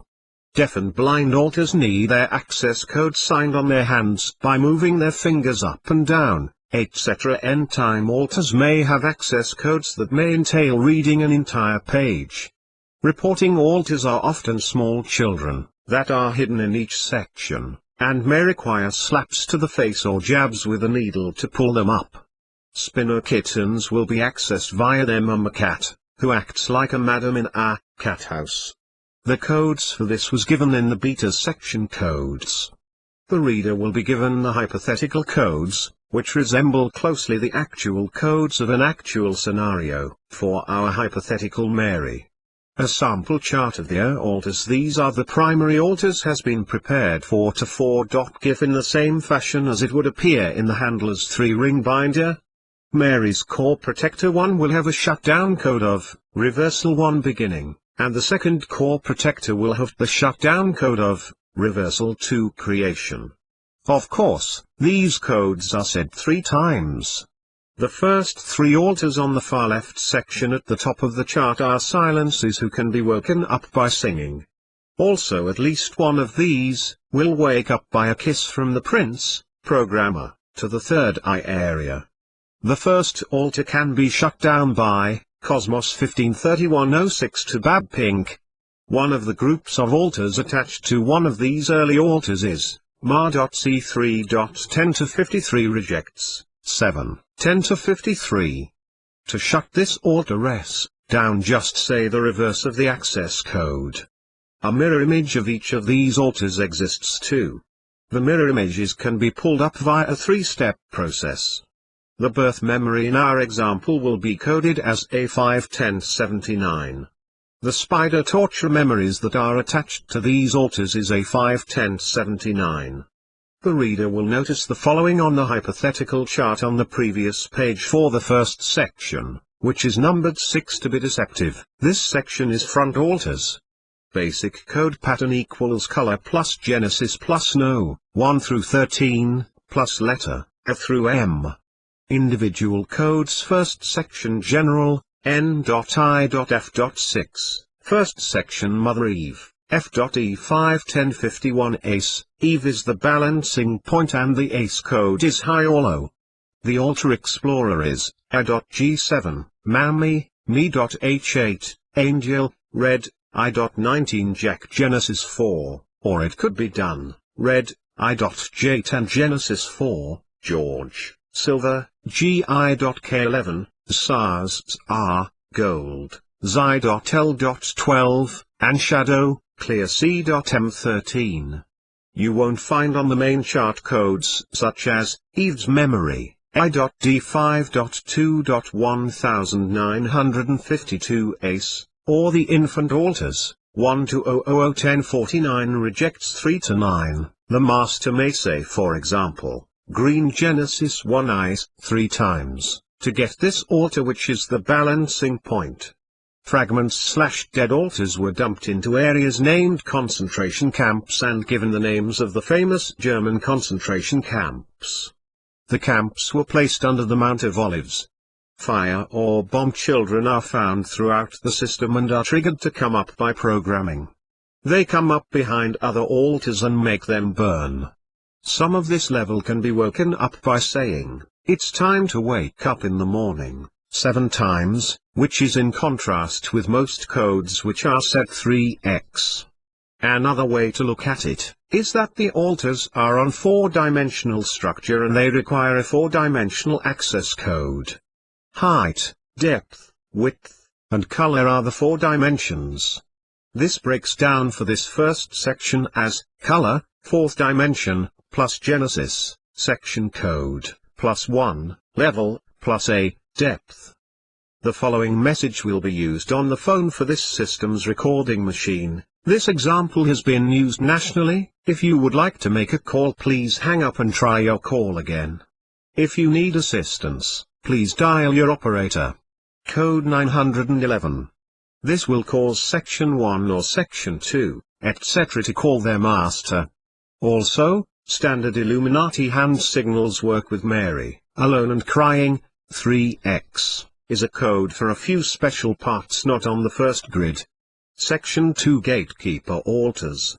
Basic code pattern color plus revelation plus no, 1 through 13, plus letter, A through M. In our hypothetical example, orange revelation 4a, 3x. However, a shortcut is revelation 4, and the primary revelation 4 altar will come up. Orange revelation 4b would get a small child on the pedestal with revelation 4a.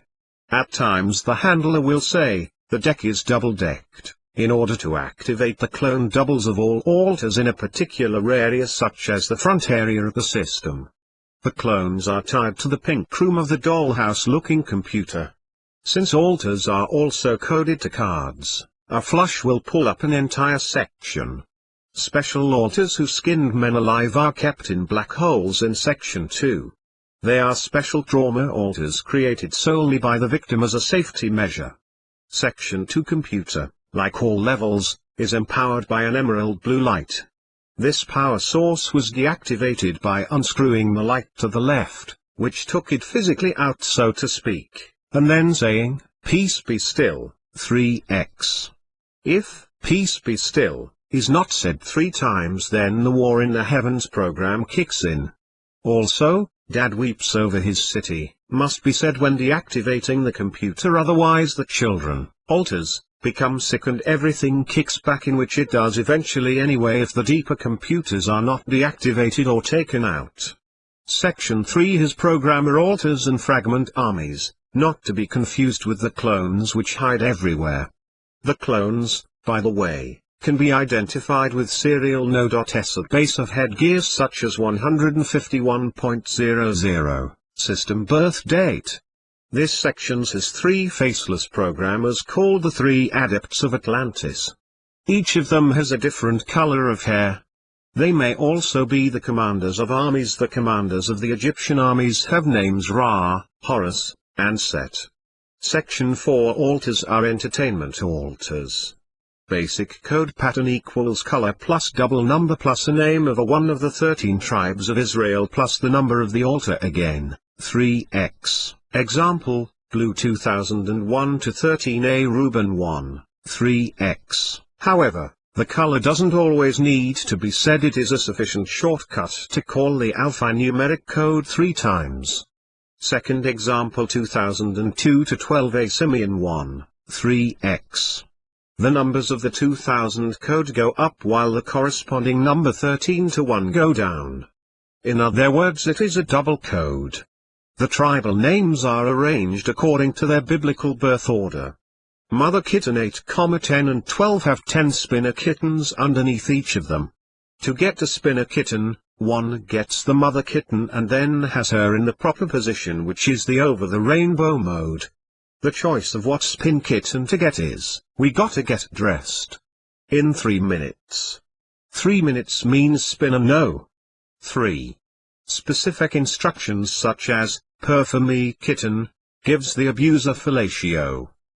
D and is a S&M program, 5 fiddle, and, follow the yellow brick road, are important for the slave to follow instructions.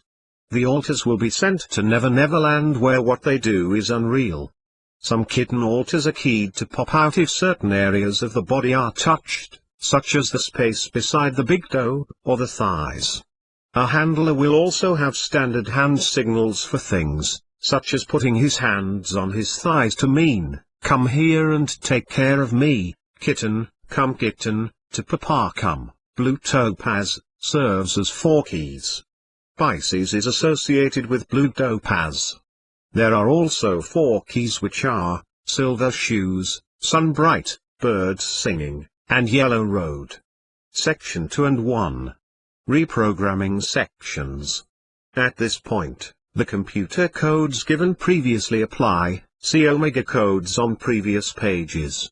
The first major computer service is the top 6 sections and has a red room, a closet, a pink room, as well as other rooms.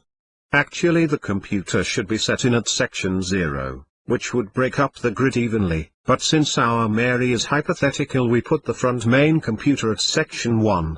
A system like this will have 13 computers / 1 per section and 5 computers which set between pairs of sections, which join a pair of sections together, and then 2 main computers. This means a system like Mary's will have 20 internal computers. With all the codes and a fair understanding of the alters in a section, it is a good day's work to shut down a computer. Before one could possibly get all the section computers shut off, they would reprogram, reboot, themselves back up. Computer erasure codes include, full house aces high. All trump. Full house aces low. The drawers in the dollhouse can be pulled out with, royal flush, 3x. Another code is, pink section 5. Full house. Ace is high to deep. A partial code to a computer is 8 to 9 red. A hypothetical Mary might be accessed by a woman who taps on the shoulder and says, Phoenix 360, telephone area code, out of order. The library altar has an important access ring. A button bright altar type works with the librarian. The dwarfs are accessed by isolation plus no. Judges which sit on the council give warnings to altars, cat eye at the door. This reflects the programmer's control. The judges have the keys to the kingdom. Mr. Postman wait and see, indicates a message from the master. Ribbon altars have the names of archangels. Silver cords are attached to the ribbons. Section 0. Mothers of Darkness altars. Basic code pattern equals silver plus Laheb, which is Bethel or House of God spelled backwards, plus, who knows what else, plus a blue topaz ring being turned on the master's finger a certain way. Green is a sensitive color for this system. Some altars may be accessed from certain areas in the system via 4 tones, and others by pinpricks at certain locations in the body, along with their verbal code. The reporting altar can be accessed by repeated slaps across the face. There is ultra-green section tied to the Kabbalah, green tree. The library in the big castle, which is guarded by lions and other big cats, has a passageway in it to a second world. Codes with the Kabbalistic tree of life involve Kabbalistic magic and its symbols. This section is guarded by a hostile entity. Certain rings, topaz, quartz, diamond, ruby, black onyx etc. are used for triggers. Certain rings are needed to get into certain parts of a system, such as the castle. To access the mothers, the black onyx ring must be rotated. The programming of a ring may go something like this. This ring fills Daddy's house with stars. Catch a falling star, put it in your pocket. Section 9. Delta Beta altars. Kept in a genie bottle. Obviously something is rubbed to get them out. Button, who's got the button, but it's the kiss of death. This code is involved with the good witch, who kisses upon the forehead. Buttons are on the boxes of programmer green and are constructed onto the boxes so they can be used to open the boxes up. Section 7. This hypothetical system also has a series of codes based on gems ruby, diamond, etc. which have numbers attached to the codes. An hourglass W/12 disciples like grains of sand tied to jolly green giant programming which have sentence access codes. Each sentence is a phrase of satanic philosophy. The bottom level is called the Helpit and contains the city of Petra. The city of Petra has an erasure code, yellow, cutter room 7 section 7 royal flush la cutter eggs, invisible field section 7. Room 7, cards has eggs with demons. La cutters are like imps and are invisible. They are assigned to guard various things in the system including the cutting programs. Dad, catch a falling star.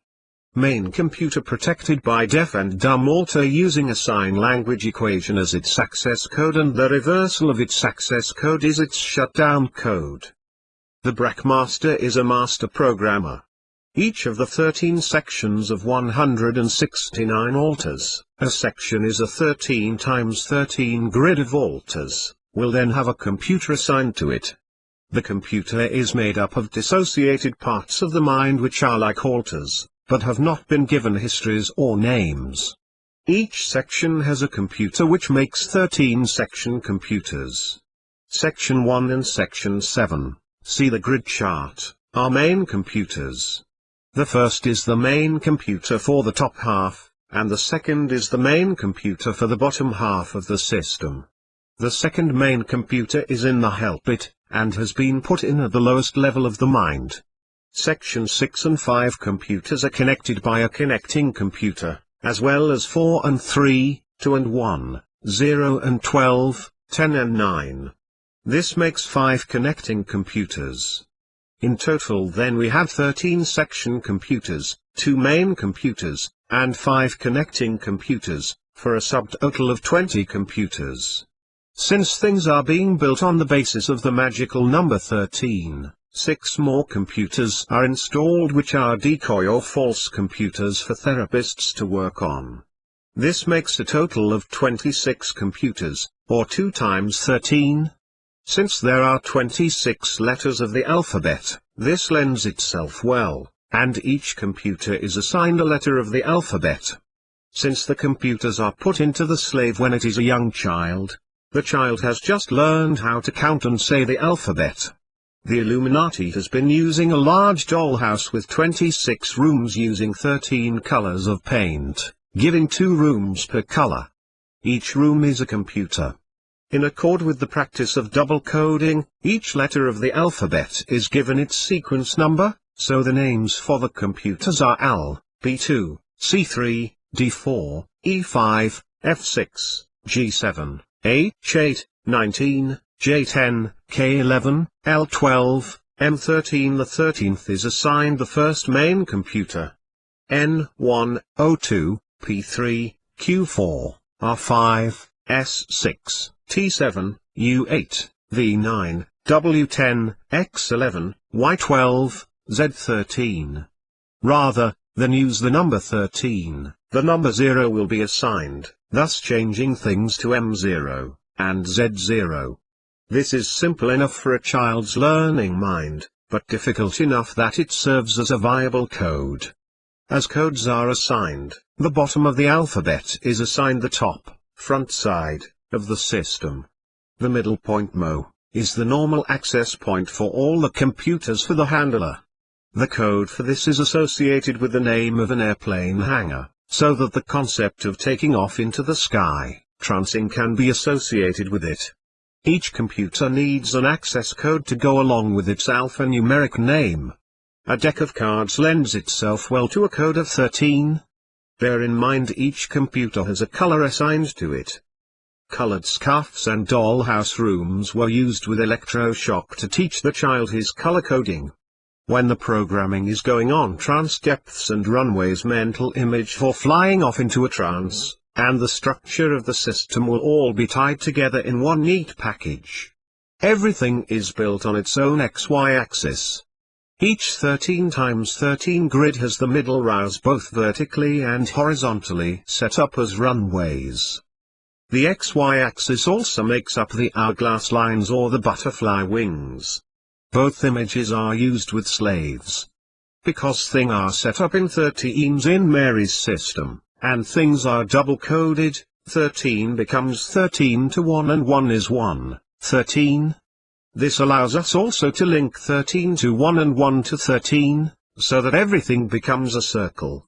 The circle within a circle, box within a box concept, triangle within a triangle situations makes the slave feel he is trapped in an infinity loop of programming that has no end and no beginning. 13 and 1 make 14.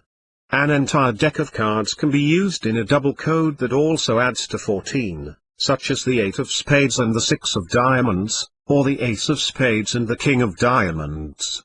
Here then is the codes for Mary's computers. 2 cards from opposite suits that add to 14. Since a deck of regular playing cards came originally from tarot cards, the playing card used as a code also carries some occult significance to the codes. It is also training the child who is programmed this way to be interested in cards. And every time the child plays cards, they will reinforce at an unconscious level their computer coding. The computers will then have programs set in on 13 × 13 quadrants. Quadrant 6.6 will have a program such hopelessness. Other quadrants may hold aloneness, recycling, cold, heat, burning, cutting oneself, pulsating loud heartbeat, and hundreds of other programs. These programs have the type of codes assigned them that are given in the universal function codes. Many of the functions can receive a standard code, but other items require individual codes. Telephone tones are frequently used to be able to key in, that is access or trigger, parts of the computer program matrix. Dominoes also are used for the computer programming. The dominoes are put in so that the programmers can get a domino effect, if they want to set off a series of programs. Dominoes and flashing sequences of lights were used to train the child to automatically respond to a certain pattern of dots. Our hypothetical Mary will also have hundreds of other codes for all kinds of miscellaneous things, such as the following random codes: ruby red lips, to have power, and to be the power, which are also found in the tall book of make-believe in the Shut-Eye Town. Dominoes help with the code 24682. Do you appreciate? More examples are: I love Daddy, Jack be nimble, Jack be quick, 13 to 112 2, Pumpkinhead, an access code. To go away, da-ra-ra boom da, I, crying over you, 3x, silken girdle, dash, a golden caterpillar plays a bittersweet tune. A gold pocket watch with Roman numerals is associated with the words, eagle on it. When Mary gets scared and begins to get into revolving switching, sometimes spinning can be slowed down by saying, 10 you are slowing down, 9 you are slowing down, 8 you are getting slower and slower. A system's coding is a reflection of their programmer. If the programmer is a pilot, which many of them are, then they may have pilot lingo in their codes, such as the system may be turned by pitch and degrees. If the programmer is a sailor, the system may have nautical codes, such as, red return running, apostrophe safe harbor, apostrophe for home, and down river, away from papa. Q. Catholic programming, by Jesuits etc. Keys to the kingdom equals world domination by mind control. Vow of silence is a keep quiet program activated by, the walls have ears and the plants have eyes, so your silence is tantamount to success. This is explained to the victim that the seashells and the plants have the ability to hear, and that a sensitive occultist, programmer, can psychically pick up what the plants and seashells hear. Maintain it, is a command to maintain the vow of silence. Maintain it and listen. Dash, a command to keep silent and listen to a command. Enter in a dimension 2, this is a standard Jesuit infinity program, 2 is a sacred voodoo no. R. Mensa programming, by Mensa, 17200 and 11346, is an Illuminati code meaning a Mensa layer sample Mensa codes, 727 plus E equals MC squared plus 3. 1415962 plus by, A plus B equals C, B plus C equals A, C plus A equals B, tic-tac-toe plus C cross, pi cross. The Mensa codes are sequences of 6 numbers. S. Hand signals. Miscellaneous common signals. Finger to forehead.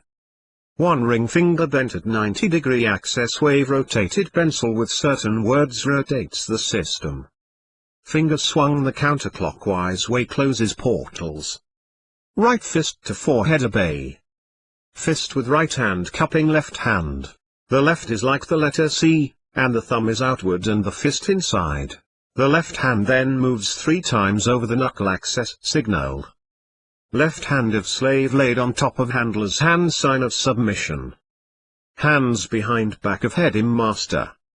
Right hand with thumb and index finger making an L shape on chin/check, hands on inside of thighs by handler, come to me kitten and service me. Hands locked folded into woven backward, you can't break the circle. Handshake with index and middle finger held straight out, you are one of us.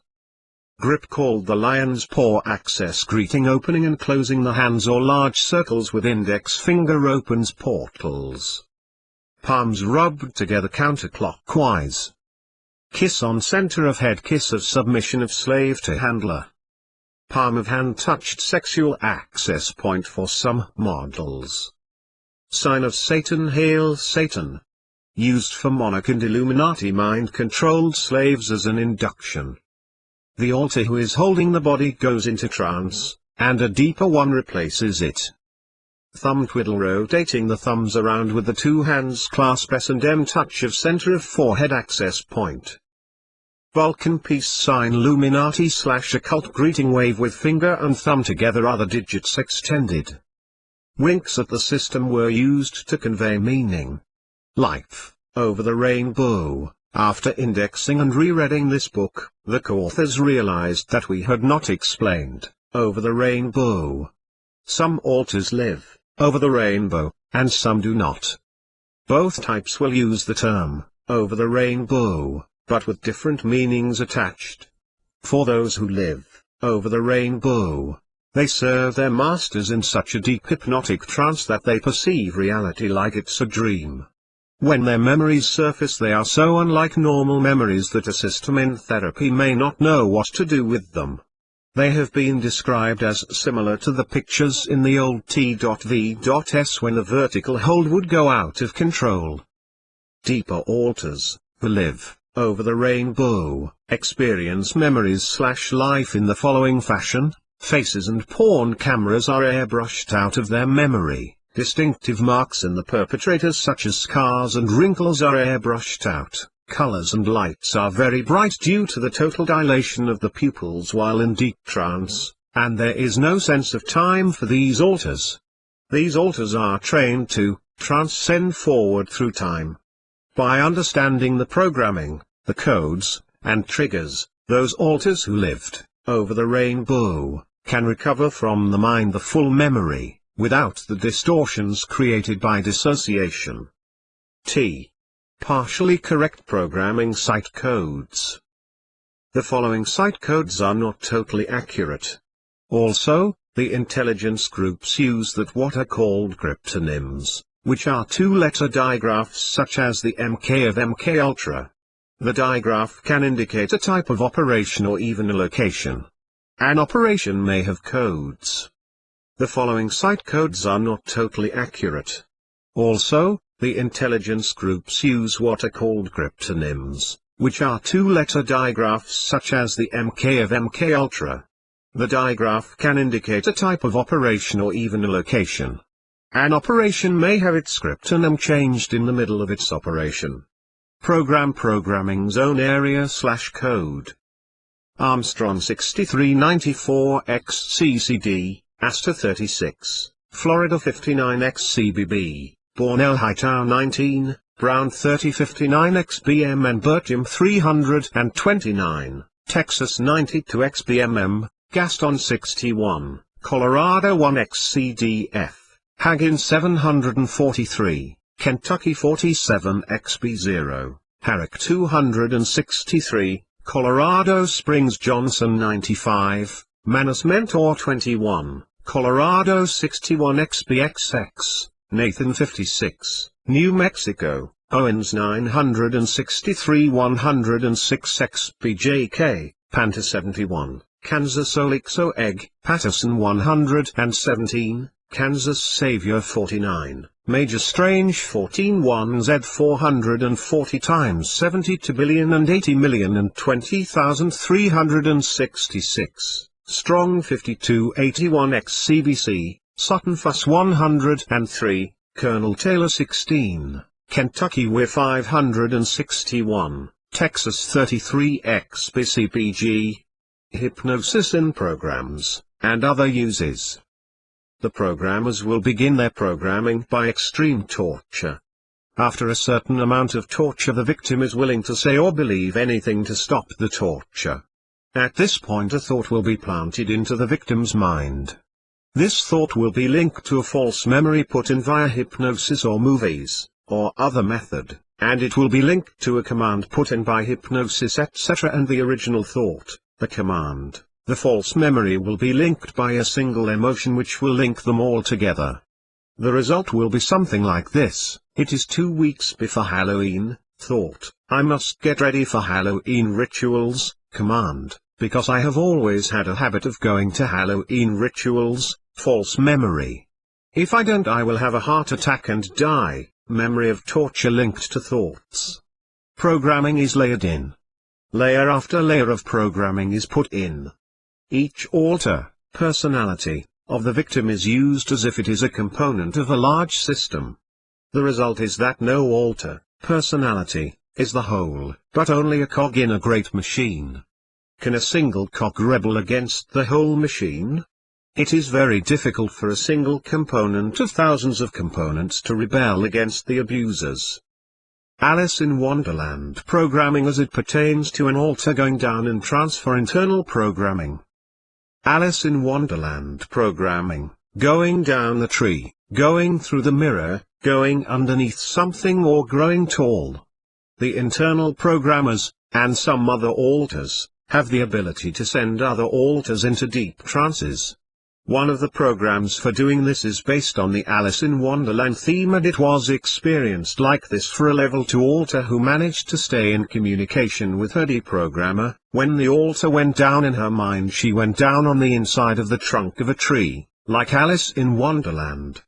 At the bottom she saw a keyhole, a table, and on the table was love potion #9. She automatically drank the love potion, which shrinks her to a dot, and then she goes through the keyhole.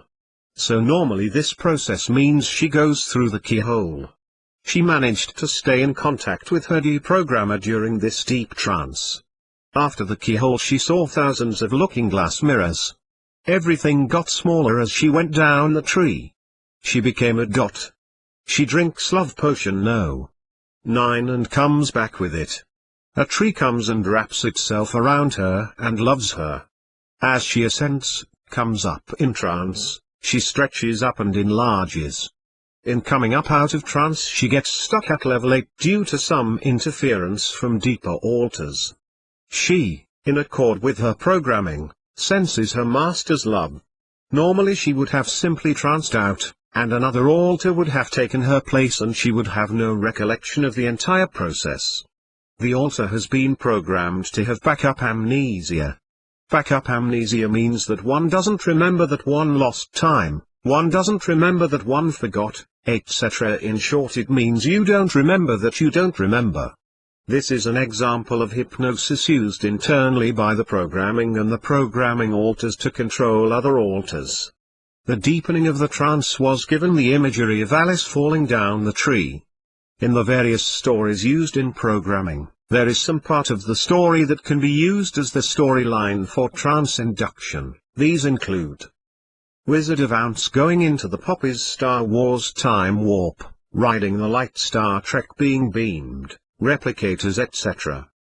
Hypnosis is used to anchor suggestions about sleep patterns, panic programs, phobias, health healing programs and health problems programs, pain control and pain programs, motivation programs, a suicide program called HypnoSleep, an insanity program, and countless other uses.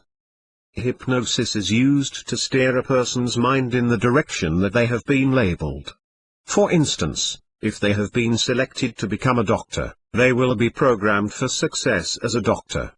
New patterns of thought, feeling and behavior are inserted to build confidence in the goals of the Illuminati. Positive experiences are used to help boost the person's feelings, and then the new messages are anchored. Imagine these messages taking root. Your new messages are growing stronger and stronger. The Alice in Wonderland programming theme is used in air-water programs and mirror programs which the Illuminati, the CIA, NASA, the Jesuits and others like so well. The idea is that there exists a mirror world which is a reversal. Along with it is attached the idea that the slave can enter into a timeless dimension of time, or as some refer to it, interdimensional time travel. Later, the victim will be further brought under the spell of this mirror programming by going to locations around the nation, like the Magic Time Machine restaurants in San Antonio and Dallas, TX, where mirrors are placed on doors, ceilings, walls, and restrooms of the establishment, and programming themes are part of the everything at these restaurants. The handler may tell the slave, "Lose yourself in the infinity mirrors." When hypnotically programming in programs, the programmers place in many types of images and programs. Some examples would be having the concept of obedience equal the fountain of youth. The fountain of youth flows in the victim's mind unless they step outside of their orders. This can be linked to the Shangri-La story, where a woman ages as soon as she leaves her place in Shangri-La. Another example is the hypnotic imagery involving the formation of an island from a volcano. The story is turned into a programming script to allow the system to be radically restructured. This volcano programming is a systems turning program. A volcano erupts from deep down, and lava pours into the sea. Mountains are pushing up from deep in the mind. To survive, people must cross from the old to the new island on a bridge that naturally forms. Fire births the new territory and destroys the old. The new mountains develop trees which become safe places for the altars to roost upon. Hypnotically building in structures. Later in the book, the art of building structures internally in the mind of the victim will be covered. However, since the process involves hypnotism, it would be appropriate to discuss briefly how hypnosis can begin to work a tree structure into the mind of the child. First, the programmer hypnotically suggests that his penis is a growing tree. Later, the programmer might begin, "You know those big trees in the park that look so big and straight and stretch way up toward the sky? Stand up and be one of those trees. Stand up really straight and tall as you can be, and stretch your arms out toward the sky like branches on that big oak tree. Now those big trees have long, deep roots that keep them from falling over. Feel your feet go down through the floor, just like roots on the big strong oak tree." Final note: there is no way that this book could give every last song or story that has been used for programming, nor was it the intention to do so. We have wanted to point out the popular storylines used, although we have missed some, such as the Chronicles of Narnia and Little Red Riding Hood, which is used in several ways along the lines of "you think you're going to Papa's or Grandma's house and you end up with a wolf." Our list left out many programming songs, all the Rolling Stones songs, Alabama's Old Flame, etc. Chapter 5, Science No. 5, The Skill of Lying, The Art of Deceit. A. Overview. B. The Use of Fiction. Judy Garland, Charlie Manson, Theosophical Society, Adolf Hitler, Mahatma Gandhi, H.P. Blavatsky, Alice Bailey, Henry Steele, Olcott, Elvis Presley, Manly P. Hall, Frank Boehm. Parallels between A. The Wizard of Oz book and occultism. B. The Wizard of Oz movie and Illuminati rituals, Doris Duke. C. The Wizard of Oz series of books and Monarch programming, Yellow Brick Road. Book 3. Ozma of Oz. Alice in Wonderland. Alice Through the Looking Glass. The Tall Book of Make-Believe. Alien Programming Scripts. Island of the Blue Dolphins. The Lord of the Rings. The Most Important Programming Script, The Lesser Key. C. The Use of Lies Externally, Inkle. Covers and Fronts. External Deceptions. Covers for individual slaves, agent provocateurs. The Use of Religious Fronts, Billy Graham. The Deception of Billy Graham, a 1001 ND control front. The List of Known and Credible Witnesses. Clarifying what is looked for in proof. The Motivation of the co-authors. Clarifying what is acceptable testimony. The Policies of Deception by the Billy Graham Crusade staff. Billy Graham's active role in satanic ritual abuse, Hearst Jan Dixon Kissinger Nugan Hand Bank. How Billy Graham plays a key role in reprogramming monarch slaves near death trauma centers. References. The actual heritage and name of Billy Graham. How Billy Graham is a 33-degree Mason. Fleecing the sheep. Inadequate reactions. Summary. The Top Secret Amish Front, and Hutterites. How it is done. Hiding a major programming center. External and internal deceptions, deflection, blinds, slides, pig alien, deniability. Esoteric language. D. Internal deceptions, Inkle. The art of hiding things in a system, gatekeeper altars. The use of esoteric language. Saturn. Secret high-level teachings. The externalization of the hierarchy. In summary. A. Overview. The rule of thumb that the programmers/handlers go by is that they will say anything to get their job done. A CIA handler will tell his agent in the field whatever will work to get the field agent's cooperation on a mission. There is no height nor breadth nor length to these people's deception. They have successfully kept some deceptions active for decades, if not for centuries. B. The use of fiction. The history behind the Wizard of Oz programming is interesting. It suggests that the Wizard of Oz has had an important part in the occult world all along. One of the secrets of the mystery religions, especially the Egyptian Isis mystery religion, was the ability to use drugs and torture to create multiple personalities. The word ounce is known to have been used by its author as an abbreviation for Osiris. Monarch victims of the golden penis of Osiris, placed into them. The Grimm brothers, who were Kabbalistic Jews, gathered the folk occult stories together. Their stories are full of spells, trances, and drugs. Sleeping Beauty is put to sleep, and the trigger to wake her is a kiss on their lips. These are serious hints that the occult world didn't stop programming people with dissociative states and triggers when the ancient Egyptian empires fell.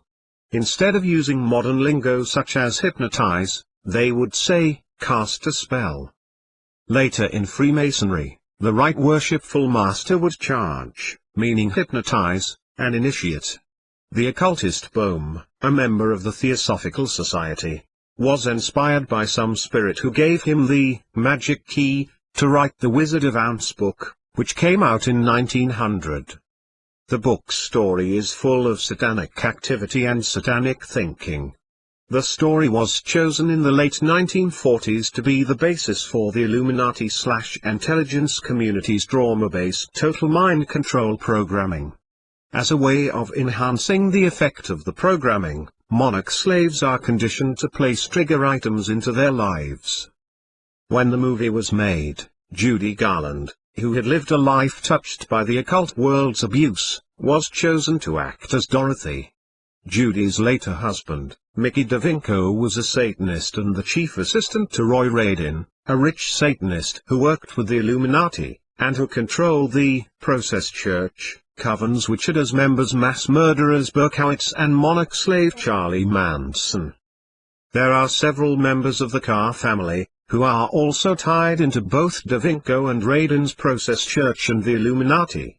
With the numerous long-term connections between the Wizard of Oz books, and movie to the highest levels of the occult world, it is not without reason that one can theorize that the original series of 14 ounces books had an ulterior motive behind them.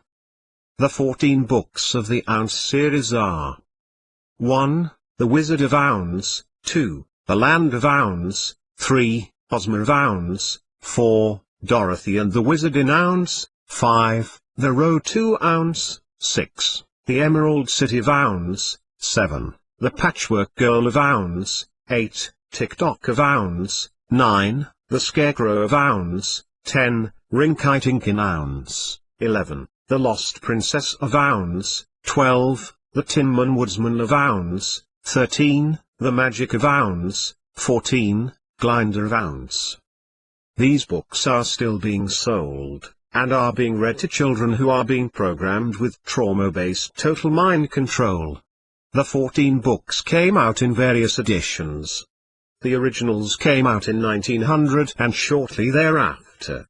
In the 1930s, the 1940s, and the 1950s the words were retypeset and given different pages. When working with a survivor, it might help to identify what decade the edition the slave was programmed with, because the pictures and the page numbers varied from edition to edition.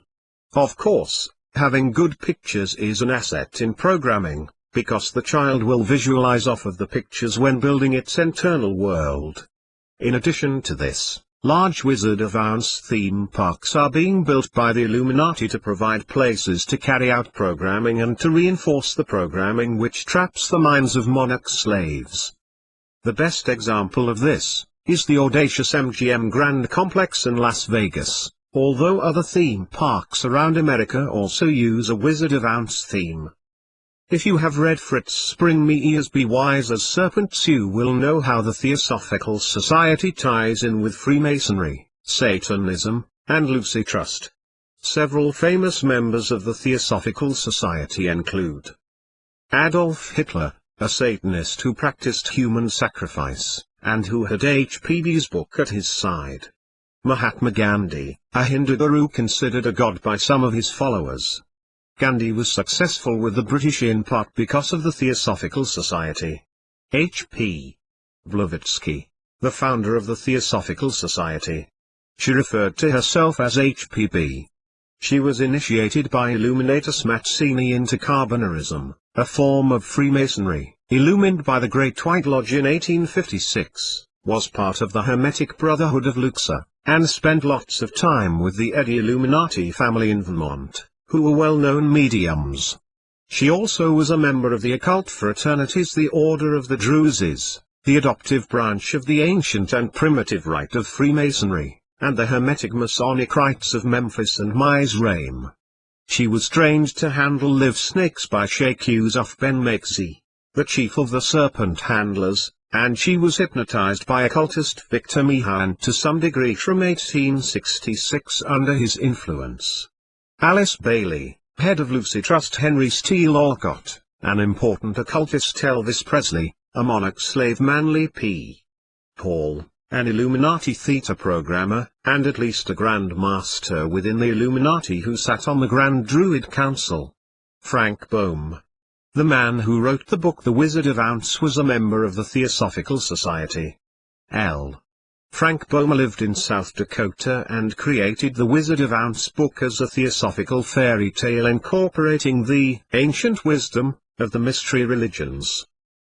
The books have so much material from inside the secret world of the Illuminati, that the few who understand the Illuminati wonder if Boehm wasn't an insider. The moral of the book is that we must rely upon ourselves, for we alone have the power to save ourselves. This was part of the original lie of Satan in the garden.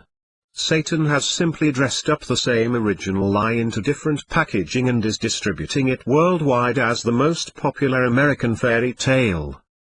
L. Frank Boehm explained how he came to write the book. It was pure inspiration. It came to me right out of the blue. I think that sometimes the great author has a message to get across and he has to use the instrument at hand.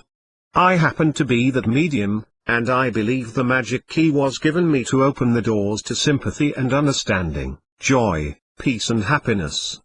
Hearn, Michael P. ed. The Annotated Wizard of Ounce. New York, Clarkson N. Potter, 1973, p. 73. In Boehm's time, the head of the Theosophical Society, H.P. Blavatsky, had been putting out her journal called Lucifer. In other words, I highly suspect Boehm knew what the Theosophical Society was all about, and that he himself was deeply into the occult. The book The Wizard of Ounce came out in 1900. It wasn't until 1939 that the movie was made. This next section will cover the numerous parallels between the Wizard of Ounce material and the occult world and the occult world's programming.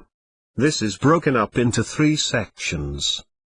Parallels between A. The Wizard of Ounce book and occultism. B. The Wizard of Ounce movie and Illuminati rituals. Doris Duke. C.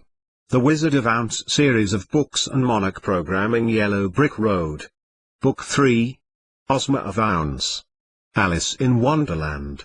Alice Through the Looking Glass. The Tall Book of Make-Believe. For those readers who are unfamiliar with the occult world, some of these parallels at first may seem stretched. When one sees how many parallels there are, then occult nature of the books begins to sink in. The authors could provide the reader with more parallels between Satanism and the Wizard of Ounce book, but we believe the following will suffice. Some parallels may also apply to the movie. A. The Wizard of Ounce book and occultism. Auntie M represents H.P. Blavatsky's Mule Prakriti and Uncle Henry represents H.P.'s unmanifested logos. The carnival huckster, later seen as the wizard, is advertised as being connected to the royal families of Europe. The royal families of Europe are secret Satanists, from powerful occult bloodlines. Dorothy is brought to ounce by a cyclone. The word cyclone originally was the Greek word cyclone, which means both a circle or the coil of a snake. In other words, the snake takes Dorothy to ounce. Dorothy's three companions represent the mental, emotional, and physical bodies that HPB wrote about. Dorothy acquired these three companions just as Theosophy says we will when we come into incarnation. To quote HPB, there is no danger that dauntless courage cannot conquer, there is not trial that spotless purity cannot pass through, there is no difficulty that strong intellect cannot surmount. Algeo, John, The Wizard of Oz, The Perilous Journey, The Quest, Summer 1993. Wheaton, Eel, Theosophical Society Inema. p. 53. In the book, the Tin Woodsman was an ordinary being of flesh, but a wicked witch casts a spell on him. He kept chopping off parts of his body, which were then replaced by a tinsmith, until he became the first bionic man, with a completely mechanic body. Boy, hasn't the Illuminati been trying to do this one? In step with Wizard of Oz mind control programming, the wicked witch and naughty children cannot stand water but dissolve. Robotic clones are created in the minds of monarch slaves which can only be mentally dissolved by mentally placing water on them. Dorothy goes questing in Oz. Theosophists, New Agers, Satanists, etc. go on quests. Oz is shaped like a mandala with Emerald City in the center, an impassable barrier, four-sidedness, four symbolic colors, the circle and the center. The colors and directions given in Oz may also have other symbolic meanings in the occult. For instance, Emerald City is green and green is the fourth point of the Eastern Star, women's Freemasonry, and Satan's color. A. The route that Dorothy follows in Oz has the shape of a T with its 3 points defining an inverted triangle. The yellow brick road suggests gold, the perfect metal. Gold is considered to be divine and the source of wisdom by the Illuminati. HPB had written, there is a road, steep and thorny, beset with perils of every kind, but yet a road, and it leads to the very heart of the universe. This was the yellow brick road that Bohm the Theosophist sought to portray in his fairy tale. The book contains a great deal more perils and adventures on the road than the movie. The article shows that the great teacher is a humbug, but Dorothy and her own companions have the abilities to help themselves if they only will realize their own powers through the help of the Good Witch of the South. This is in line with the Theosophical Societies, the Church of Satan S., and other occult groups' teachings which teach that the individual has the capabilities within themselves to achieve anything. One of the Theosophical Society's publications states, "Prepare thyself, for thou wilt have to travel on alone. The teacher can but point the way, the voice of silence," as quoted in The Wizard of Oz, article, Quest, Summer, 1993 p. 54. Part of the mindset of Satanism is that reality and fantasy become blurred. This blurring has been part of the brainwashing that is being systematically given to American children. Within monarch slaves they have an incredibly difficult time trying to differentiate between reality and fantasy because of all the mind programming they have been subjected to. There are several techniques which will determine for monarch survivors if their memories are real. In the board game called Illuminati, put out by people connected to the Illuminati, the game states, "Don't believe any of this, it is all true." These are the type of double-bind self-contradictory statements that Satanists love to spew out. Monarch slaves are programmed full of double binds. With the Satanists' penchant for blurring reality and mind, read the following quote where the president of the Theosophical Society admiringly describes the Wizard of Oz. Part of Bohm's joke is that things are never what they seem. Dorothy seems to be a simple and harmless little girl, but it is she who kills the wicked witches of both East and West. The Scarecrow seems to lack brains, but he has all the ideas in the company. The Tin Woodman seems to lack a heart, but he is so full of sentiment that he is always weeping. The cowardly lion seems to be a coward, but he takes brave action whenever it is called for. The wizard seems to be great and powerful, but he is actually a humbug. Ounce seems to be a glorious and delightful land and Kansas to be dry, grey, and dull, but Ounce is a world of illusion and Kansas is really home. Things are not what they seem, in Ounce or Kansas. B. Relationships between the movie and Illuminati ritual. The close relationship between Dorothy and her dog is a very subtle connection between the satanic cult's use of animals, familiars. Those who read Volume 1, may remember the example written about on how Illuminati kingpin Alfred I. DuPont's dog Mummy served as Alfred's familiar spirit. Animals are very often used in ritual. This connection is very subtle, perhaps too subtle for it to be worthy of mention, except that those in Satanism will see the significance, even though others won't. What is trivial to one person may not be to the next. A monarch slave as a child will be allowed to bond with a pet. The child will want to bond with a pet anyway because people are terrifying by this point. Then the pet is killed and pawned to traumatize the child. This happens quite frequently. The rainbow with its 7 colors have long had an occult significance of being a great spiritual hypnotic device. Constance Cumby, in her book The Hidden Dangers of the Rainbow, which exposes the New Age occult movement, correctly writes, the rainbow, also called the Antakarana or rainbow bridge. This is used as a hypnotic device. p. 261. The Supreme Council of the 33 AD degree of Freemasonry has used the rainbow on the cover of their magazine. In a book teaching Druidism, as in Illuminati Druidism, the 21 Lessons of Merlin, the rainbow is described as a true sign of magic. It exists in both worlds at once. Elvira Gulch is a woman who owns 1/2 of the county where Dorothy lives in Kansas.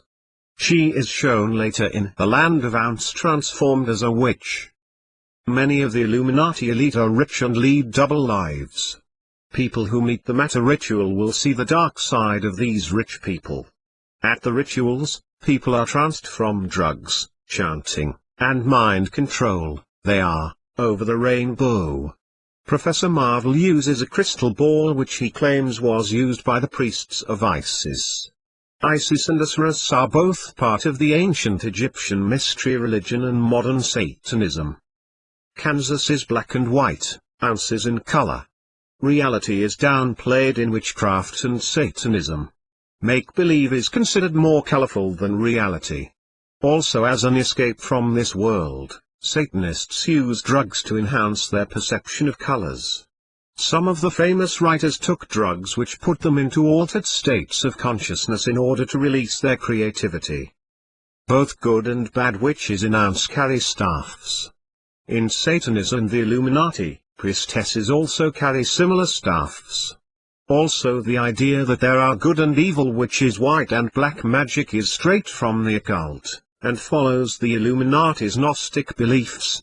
Several scenes involve transference of power via transference of slippers from a witch.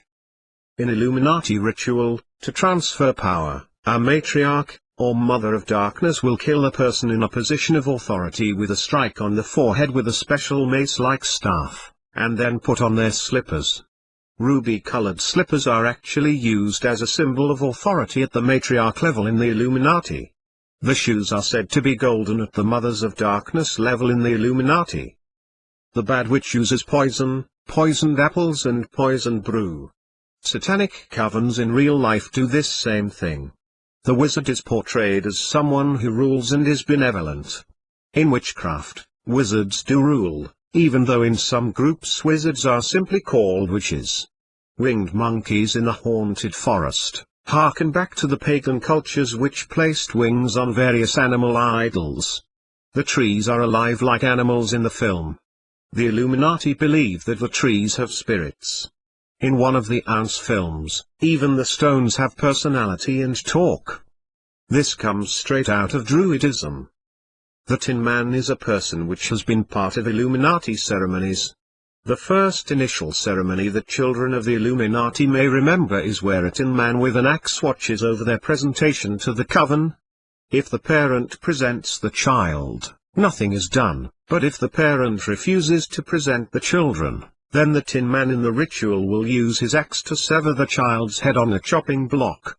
The Tin Man will also appear in Tin Man programming, and a Tin Man's castle may well be built in the monarch slave's head, but the point here is that the Tin Man is also part of ritual.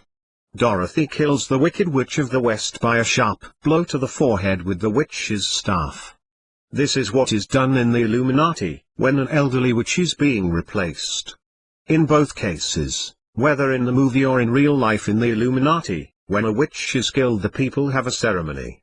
In real life in the secret world of the Illuminati, a scroll is used to certify that the witch is dead both physically and spiritually.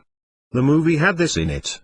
Just one example of the thousands of Illuminati grand dames killed in ritual like this is the recent billionaireess Doris Duke, who was ritually killed in 1993 on Halloween, also called All Hallows Eve, in the Beverly Hills, CA area. The Illuminati method for killing a grand dame and passing her spiritual power on is done with reverence. No blood is to be spilt out of respect for the elderly woman who gives up her life willingly. At death, the last breath is inhaled by the replacement to transfer the power. There may be as many as 2,197 grand dames at such a coronation. The grandmothers, whose systems are mistresses for Satan and hierarchy leaders, and the next rank, the grand dames, are often veiled in ritual and would wear robes with different colored lining. The different colors of linings show the different grades. A typical grandmother vestment or robe is a black satin and velvet dress with a draped neckline, and ritual symbols down the center of the robe. After someone like Doris Duke willingly gives her their life, her head is served on a silver platter at a banquet. For the deeper altars of a high-level slave, this is part of their way of life. They are told it is their birthright and heritage. Such altars will not be able to identify with the culture at large. To give up their programming, means giving up their magical powers and their culture, which they have had to work hard for. To leave they would need to see something that they perceive as better. They are locked into their slavery due to their exposure to only a secret Illuminati culture and value system. Because of their dissociation with the rest of their own system of altars, they don't perceive a need to change their lifestyle any more than a bushman would be able to feel a need to wear shoes. Why should the bushman want shoes, if he has gotten along without them? Why should a high-level slave want change, when they have gotten along without it? Experience shows that during deprogramming most of the lower-level altars will want to escape their abuse, but the higher-level ritual altars are so separated from the abuse they don't want to give up their status and culture. Throughout the movie, scrolls are used. As stated, Moriah continues to use scrolls for their official ritual functions. The Wicked Witch of the West says that her question was not, to kill or not to kill, Dorothy, but rather how to kill Dorothy for. These things must be done delicately. This is exactly the attitude displayed within the Illuminati.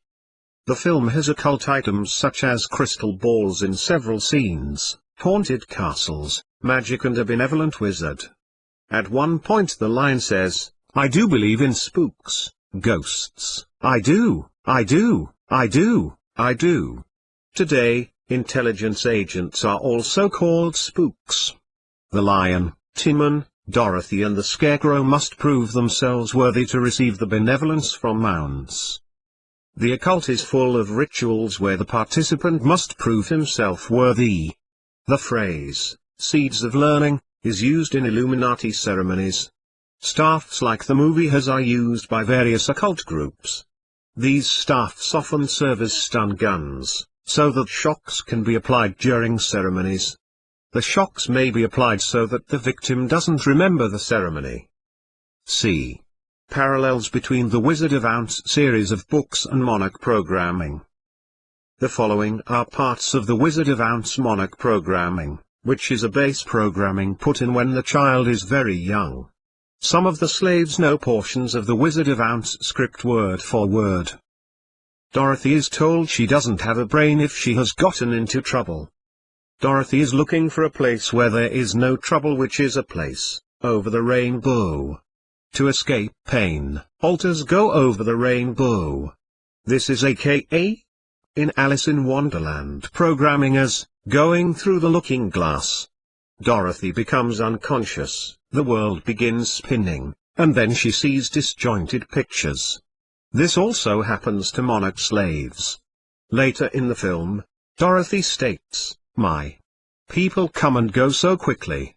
This is exactly what happens to the monarch slave whose multiple personalities come and go.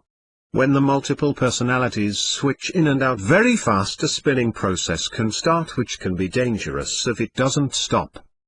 Just like most hiccuping stops on its own, the rapid uncontrolled switching, which can be triggered by stress, usually stops on its own.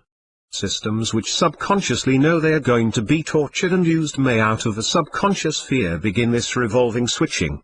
It is said that the monarch victim will become comatose if the rapid spinning goes on too long.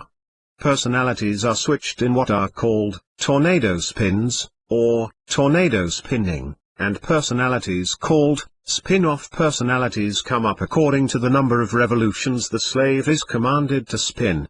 By spinning the slave, the master can choose what sexual perversion he wants, as each spin-off personality has been trained to carry out a different perversion.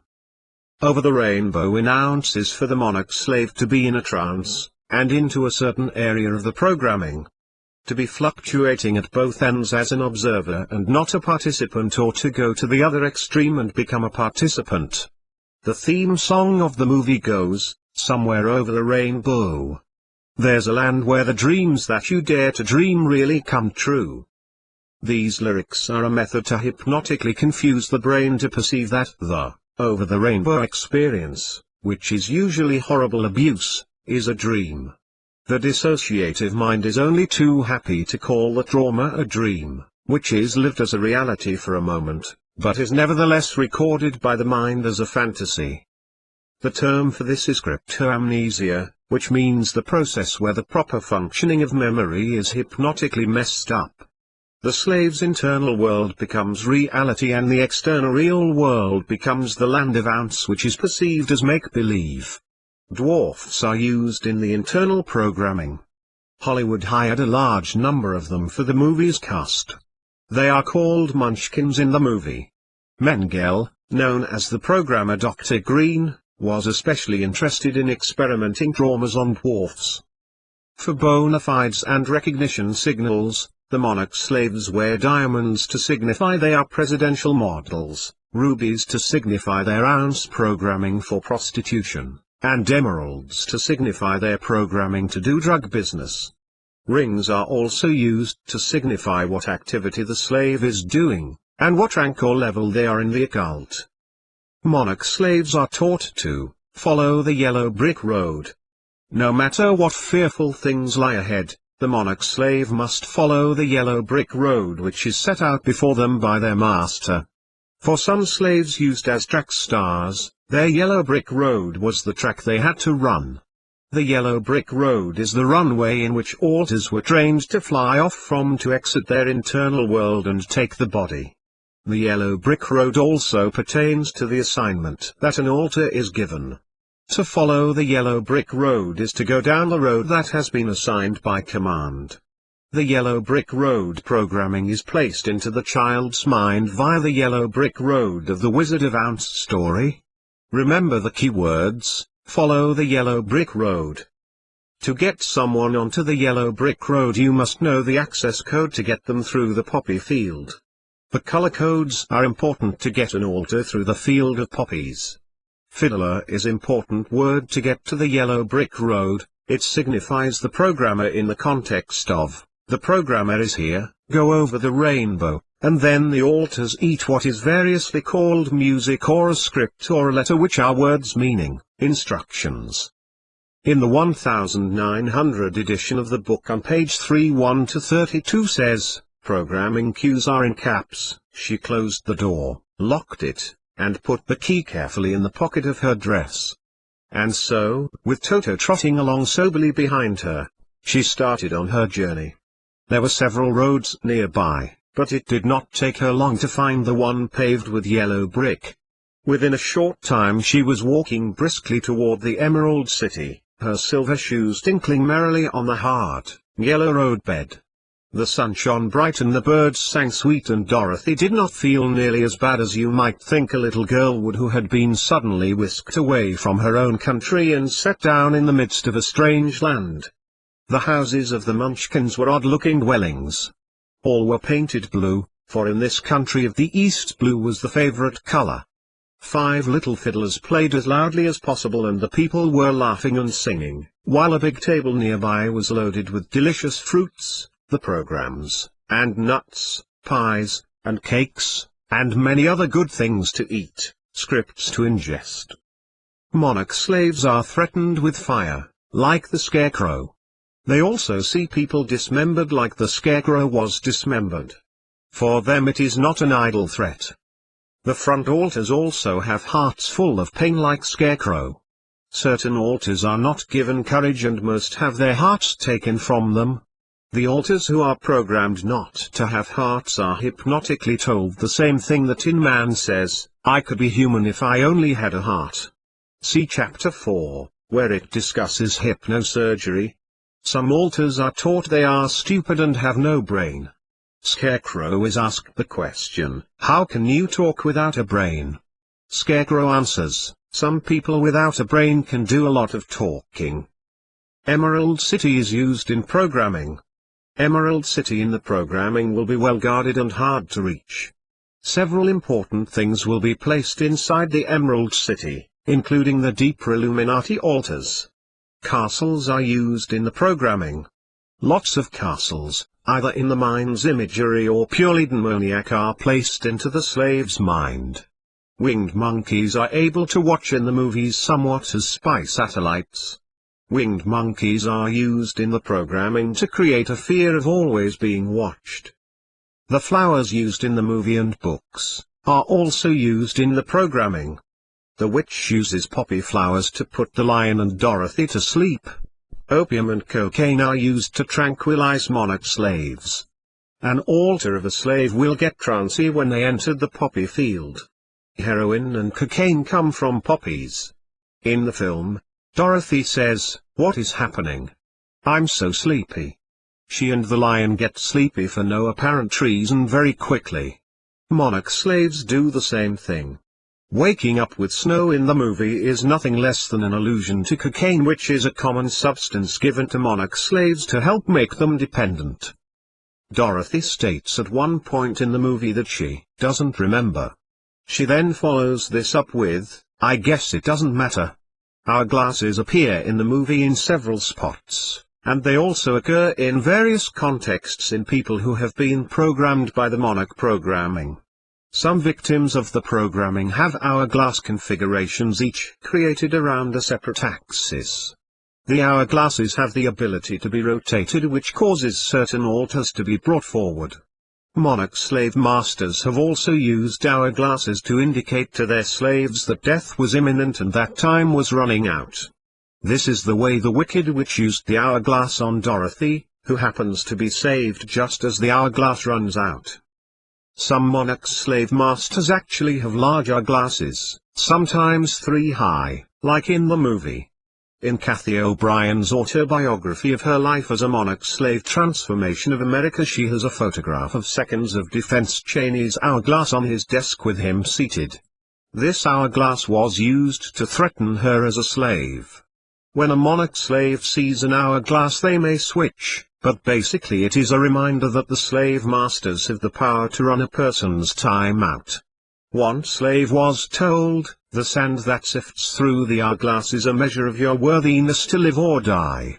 The hourglass shape is basically 2 triangles which touch at their peaks, or an X configuration with the tops of the X having lines. The child's mind is to visualize this configuration as a compass, as the 4 points N, S, E, W, they are to see the X configuration also as an X, Y axis upon which a city is structured upon. The hourglass then is tied to several other concepts which integrate themselves well with the basic X shape of the hourglass.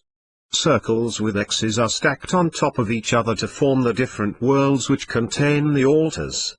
The two pie-shaped pieces of the hourglass will hold one world, while the hourglass configuration made by the other two adjacent pieces hold the looking-glass mirror images of each altar. Each hourglass is called two quadrants. To remove 4 quadrants would of course take both altars and mirror images with it. In mathematics, it could be stated that regular altars are in quadrant X, Y and X, Y. And that the looking-glass people, the mirror images, early splits made from each altar as a copy, are in quadrants X, Y and X, Y. See the chapter on how to structure a system. Click your heel together and with a in a snap, is both in the movie and in the programming cues. Military monarch-slave models are especially taught to click their heels together. Joseph Mengele, Dr. Black, Michael Aquino and others also like to click their Nazi boots together while they program children. Silence is both in the movie and a command of the ounce programming. This word silence stands for a code of no talk, which runs deep in the mind of the slave. As in the movie, certain slave alters will talk to their masters as Dorothy did, if you please, sir. The keys and triggers to control the switching of personalities and to give orders are frequently based on Wizard of Ounce material. A monarch slave owner might use cues based on the Wizard of Ounce, such as, "There's a pair of magic shoes to wear with your dress. Something enlightening to transport you faster than the all ruby slippers." Quote from O'Brien, Kathy, Operation Carrier Pigeon, Monograph, page 2. A cryptic death threat given to Kathy as a slave by handler seconds of defense Cheney to kill her daughter by taking off her daughter's ears was then backed up by the hypnotic command based on Wizard of Ounce programming, "I'll get her, my pretty. Your little girl." The programming that is related to the Tin Man produces a monarch slave which is described as a well-oiled machine by the handlers. U.S. Senator Alan Simpson, one of the perpetrators of the Monarch program, referred to the Tin Man programming when he told a slave, "These are but empty shells of the life they were once possessed. Like you are empty and void of life." Phrases like, "troubles melt," can be found in both the movie and in the programming. Let's now cover what programming is based on the Ounce books, that isn't found in the movie. A great deal of the Ounce programming comes from the books, of which only the first book was used for the movie. The public is familiar with the movie which is based on the first one, but in general doesn't know the other books exist. We will not go through the scripts of all 14 books, there isn't room for that, but by going through a few of the books, the reader will begin to see the massive amount of material which was used for programming scripts in the Ounce books. It is one thing to say, The Wizard of Ounce was used as a mind control programming script, but that doesn't convey the extent of it. Large sections of the 14 books are almost perfect for mind control. If you take the trouble to read these quotes, you may find yourself startled at what you thought at first glance was a nice child story. Page 38, Book 1, The Wizard of Ounce. "That is true," said the Scarecrow, "you see," he continued, confidently, "I don't 1001st my legs and arms and body being stuffed, because I cannot get hurt. If anyone treads on my toes or sticks a pin into me, it doesn't matter, for I can't feel it." This is teaching dissociation. The slaves actually do have pins and needles stuck into them, or toothpicks under their fingernails, etc. If anyone asks the slave a question, they can say according to the script, "I don't know anything." The infant slave will be taught words like this: "Sticks and stones may break my back, but words will never hurt me, because I'm not here." Page 41, Book 1, The Wizard of Ounce. "It never hurt him, however, and Dorothy would pick him up and set him upon his feet again, while he joined her in laughing merrily at his own mishap." This is teaching the programming, "It's okay. It doesn't matter, nothing wrong here, that the slave is taught to tell the world. Page 40 Book 1 The Wizard of Ounds, Nest of Rats in the Straw. At the Scarecrow. The mice in a monarch system which control the turning of the quadrants clock, hide from the Scarecrow. Page 42 Book 1 The Wizard of Ounds, Fewer Fruit Trees. If the slave eats the fruit, code for programs, without permission, the dwarf munchkins will beat the altar with their clubs. Also on this page home is called Kansas, and it is described as, how grey everything was there. In other words, reality isn't as great and colorful as the make-believe internal world you can build in your mind to escape this hell we're giving you. Page 43 Book 1 The Wizard of Ounds. The Scarecrow looked at her reproachfully, and answered, My life has been so short that I really know nothing whatever. I was only made day before yesterday. What happened in the world before that time is all unknown to me.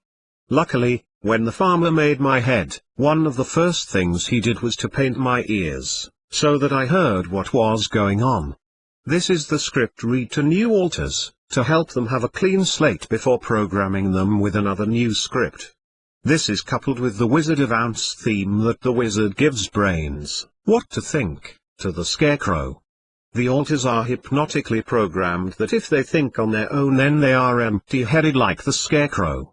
They can only have something in their head if they let the wizard give them what to think. Page 45 Book 1 The Wizard of Ounds. It was a lonely life to lead, for I had nothing to think of, having been made such a little while before. This is part of the script read a new alter. Page 48 Book 1 The Wizard of Ounds. So the Scarecrow led her through the trees until they reached the cottage, and Dorothy entered and found a bed of dry leaves in one corner. She lay down at once, and with Toto beside her, soon fell into a sound sleep. The Scarecrow, who was never tired, stood up in another corner and waited. This was used to program part of a script for an Illuminati ceremony. Page 57 Book 1 The Wizard of Ounds. So the old woman went to the Wicked Witch of the East, and promised her a sheep and a cow if she would prevent the marriage. Therefore, upon the Wicked Witch enchanted my axe, and when I was chopping away, the axe slipped all at once and cut off my left leg. This at first seemed a great misfortune, for I knew a one-legged man could not do very well as a wood chopper. So I went to a tinsmith and had him make me a new leg out of tin. The leg worked very well, once I was used to it, but my action angered the Wicked Witch of the East, for she had promised the old woman I should not marry the pretty Munchkin girl. When I began chopping again my axe slipped and cut off my right leg. Again I went to the tinner, and again he made me a leg out of tin. After this the enchanted axe cut off my arms, one after the other, but, nothing daunted, I had them replaced with tin ones. The Wicked Witch then made the axe slip and cut off my head, and at first I thought that was the end of me. But the tinner happened to come along, and he made me a new head out of tin. This is an Illuminati ceremony script done by Dr. Mengele with children at a very young age. It was a blood oath to Green that if they let anyone touch the programming they would cut themselves.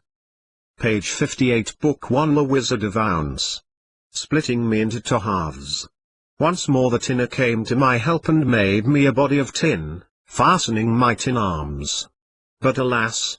I had now no heart, so that I lost all my love for the Munchkin girl. I had known was the loss of my heart. While I was in love I was the happiest man on earth, but no one can love who has not a heart. And so I am resolved to ask House to give me one. Page 66 Book 1 The Wizard of Ounds. The Scarecrow, the Tin Woodsman and Dorothy expect that the Wizard of Ounds can give a brain, a heart, and send Dorothy back to Kansas. Under programming the master, as the wizard can give alters what he wants including sending them back to Kansas, their internal reality. Page 77 Book 1 The Wizard of Ounds. They could see the road of yellow brick running through a beautiful country, with green meadows dotted with bright flowers and all the road bordered with trees hanging full of delicious fruits. This is used for the imagery of the yellow brick road. Page 87 Book 1 The Wizard of Ounds, Scarlet Poppies. Their odor is so powerful that anyone who breathes it falls asleep, and if the sleeper is not carried away from the scent of the flowers he sleeps on and on forever. But Dorothy did not know this, nor could she get away from the bright red flowers that were everywhere about, so presently her eyes grew heavy and she felt she must sit down to rest and to sleep. This is an important part of the programming. This is the storyline for Trancing Deep. Page 112 Book 1 The Wizard of Ounds. Then the guardian of the gates put on his own glasses and told them he was ready to show them to the palace. Taking a big golden key from a peg on the wall he opened another gate, and they all followed him through the portal into the streets of the Emerald City. This is helpful imagery in setting up the internal Emerald City and its guards.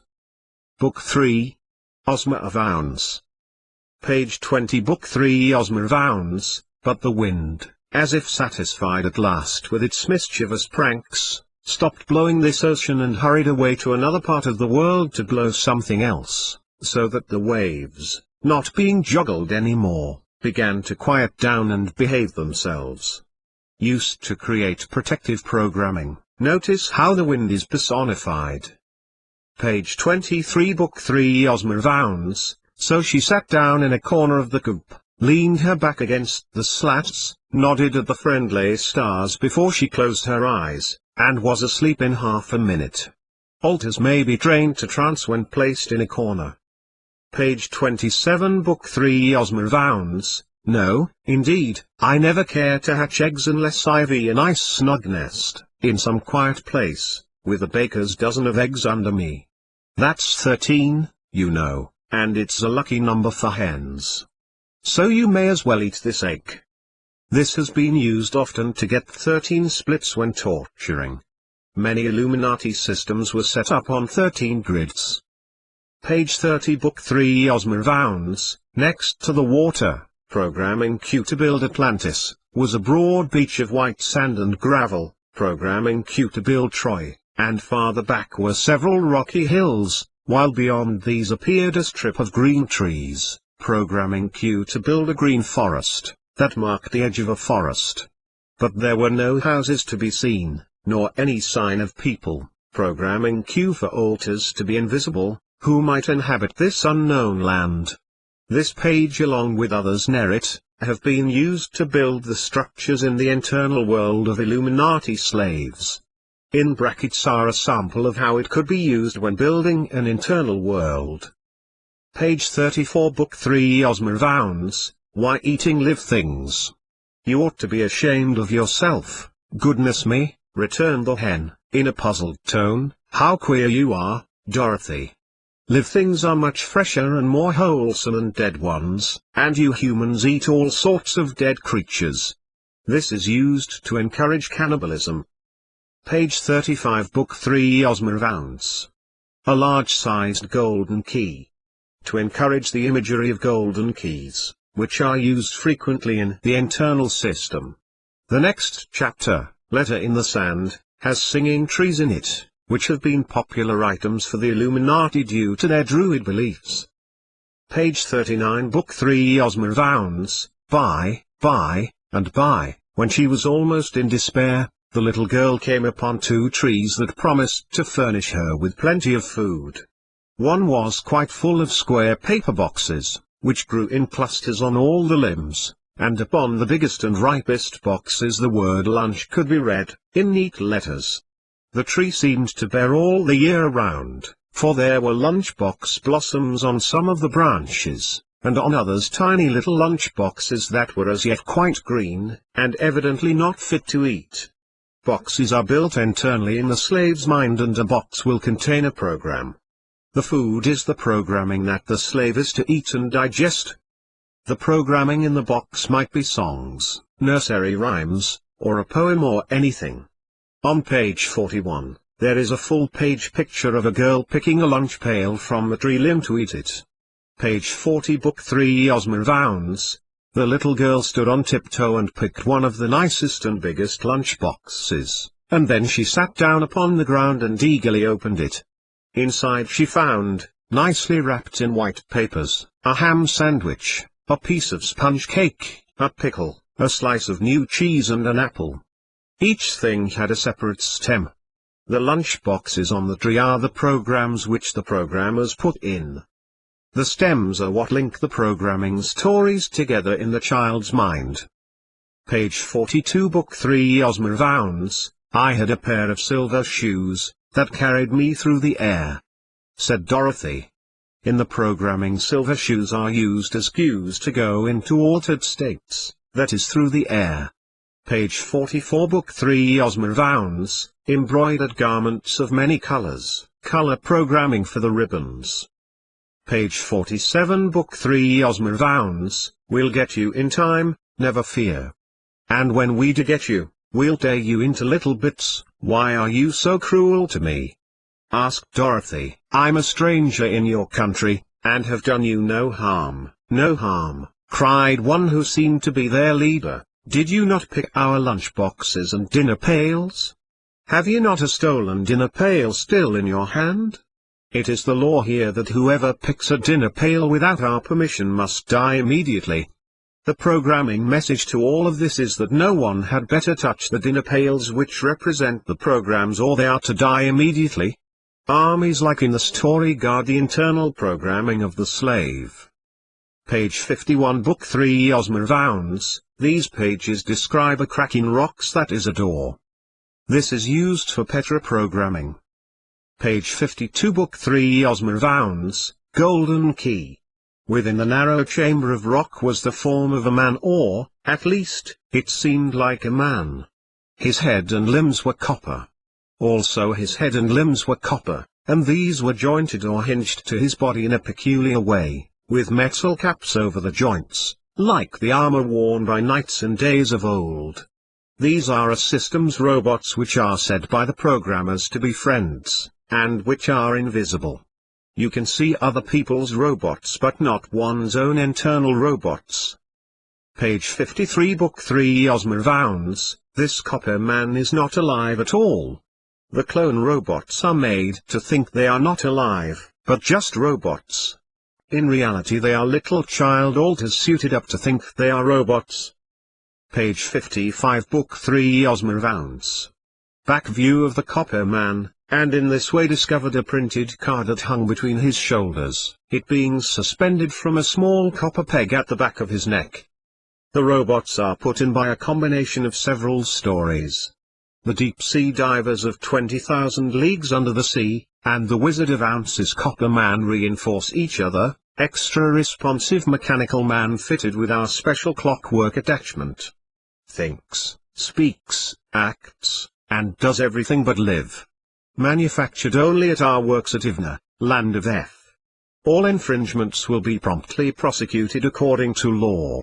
This huge sign is part of the robotic programming the clone robots receive. Notice that they are drilled into total obedience. All infringements will be promptly prosecuted.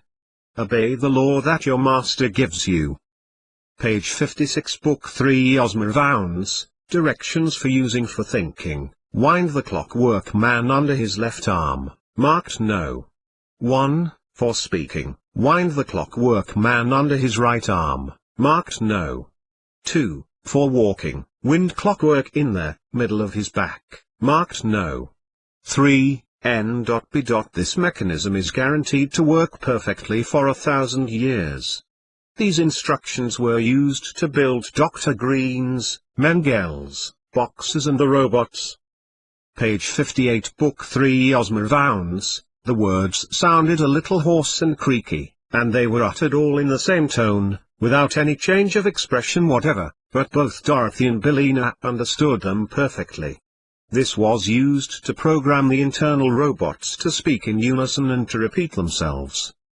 Page 60, Book 3, Osmovounds. After that I remember nothing until you wound me up again. The internal robots forget and then are prepared again for war. Page 62, Book 3, Osmovounds. From this time forth I am your obedient servant.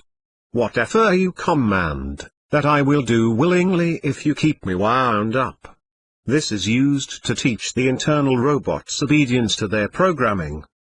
Page 67 Book 3 Osmovounds. Within the pail were 3 slices of turkey, 2 slices of cold tongue, some lobster salad, 4 slices of bread and butter, a small custard pie, an orange and 9 large strawberries and some nuts and raisins. Singularly enough, the nuts in this dinner pail grew already cracked, so that Dorothy had no trouble in picking out their meats to eat. This is given to front alters as the front programming so that they see the programs as only fruit. Page 68 Book 3 Osmovounds. Do the lunchbox trees and the dinner pail trees belong to the Wheelers? The child asked Tick-Tock, while engaged in eating her meal. Of course not, he answered. They belong to the Royale Famille Y of F. Only of course there is no Royale Famille Y just now because King F-Older jumped into the sea and his wife and 10 children have been transformed by the Gnome King. You will find the Royale stamped up on the bottom of F-O-Y dinner pail. The Gnome King in the programming became the ruler of the demons/system within the monarch system. Several storylines from a number of sources are overlapped to reinforce the programming scripts. The programmers will use other stories to introduce themselves into the system too. In case readers don't know, a monarch system will have hidden powerful alters that are made in the image of their programmers, that serve as personal representatives of the programmers. Page 79 Book 3 Osmovounds. I am only a Marchine, and cannot feel sorrow or joy, no matter what happens. This is teaching mechanical dissociation, and coincides with Tin Man programming. Page 83 Book 3 Osmovounds. For the Princess Langwide dear is a different person every time I see her, and the only way her subjects can recognize her at all is by means of a beautiful ruby key which she always wears on a chain attached to her left wrist. When we see the key we know we are beholding the princess. That is strange, said Dorothy, in astonishment. Do you mean to say that so many different princesses are one and the same person?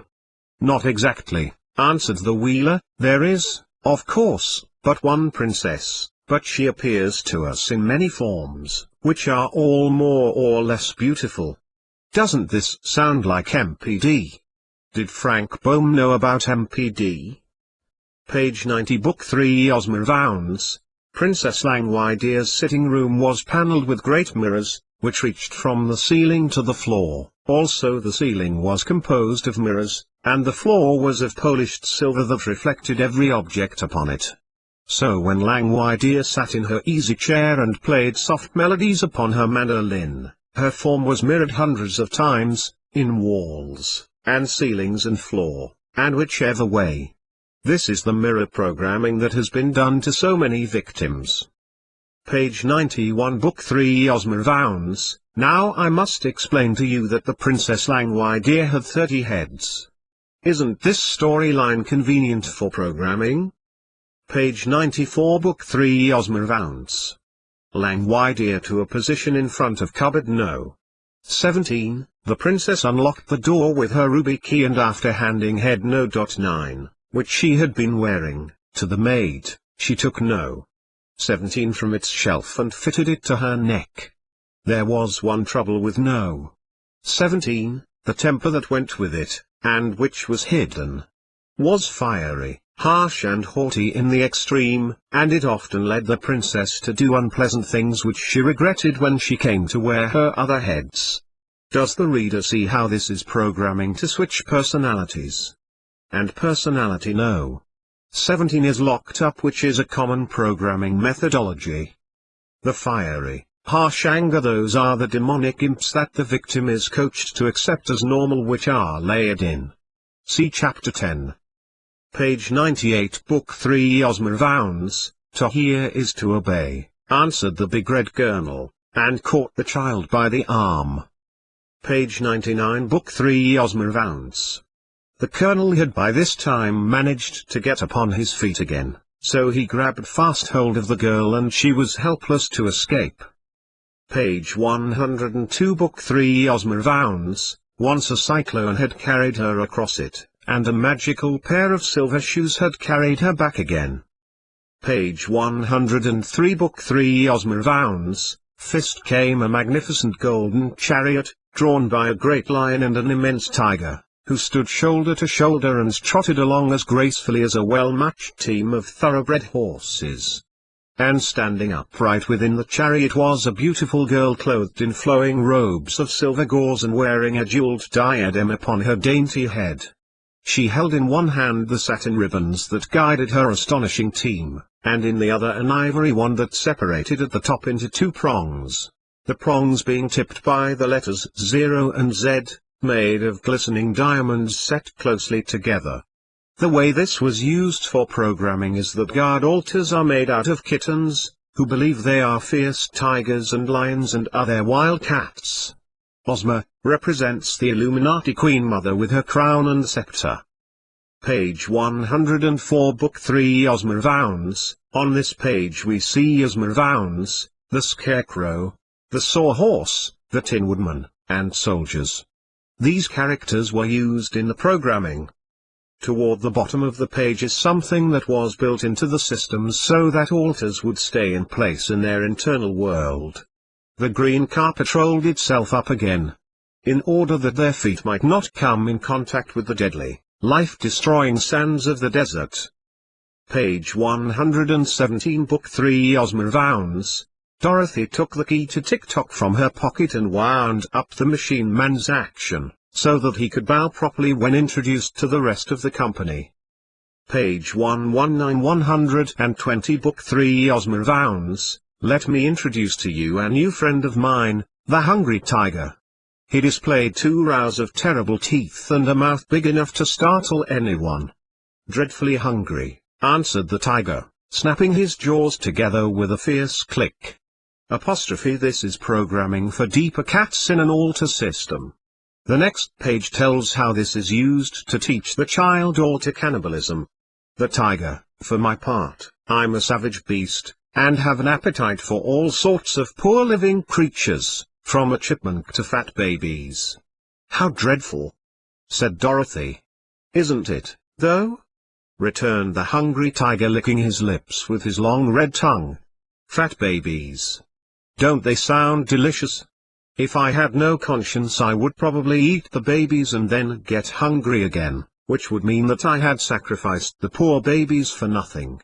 For it is the nature of tigers to be cruel and ferocious, and in refusing to eat harmless living creatures I am acting as no good tiger has ever before acted. This part of the book is used to help teach the child altars which think they are tigers to be cannibalistic and actually participate in eating babies. This is all filmed to be used against the mind-controlled slave. Page 13031 Book 3 Osmervounds. No one knows, exactly, replied the princess. For the king, whose name is Roquet of the Rocks, owns a splendid palace underneath the great mountain which is at the north end of this kingdom, and he has transformed the queen and her children into ornaments and bric-a-brac with which to decorate his rooms. I'd like to know, said Dorothy, who this gnome king is. I will tell you, replied Ozma. He is said to be the ruler of the underground world, and commands the rocks and all that the rocks contain. Under his rule are many thousands of the gnomes, who are queerly shaped but powerful sprites that labor at the furnaces and forges of their king, making gold and silver and other metals which they conceal in the crevices of the rocks, so that those living upon the earth's surface can only find them with great difficulty. Also they make diamonds and rubies and emeralds, which they hide in the ground, so that the kingdom of gnomes is wonderfully rich, and all we have of precious stones and silver and gold is what we take from the earth and rocks where the gnome king has hidden them. The ruler of the underground world is not fond of those who live upon the earth's surface, and never appears among us. If we wish to see King Roquet of the Rocks, we must visit his one country, where he is all-powerful, and therefore it will be a dangerous undertaking. The furnaces of the Gnome King. A single spark of fire might destroy me entirely. The furnaces may also melt my tin, said the Tin Woodman, but I am going. I can't bear heat, remarked the princess. This is used to program in the dwarfs who mine the jewels, programs. The dwarfs are often demonic imps or gnomes, rather than being real alters.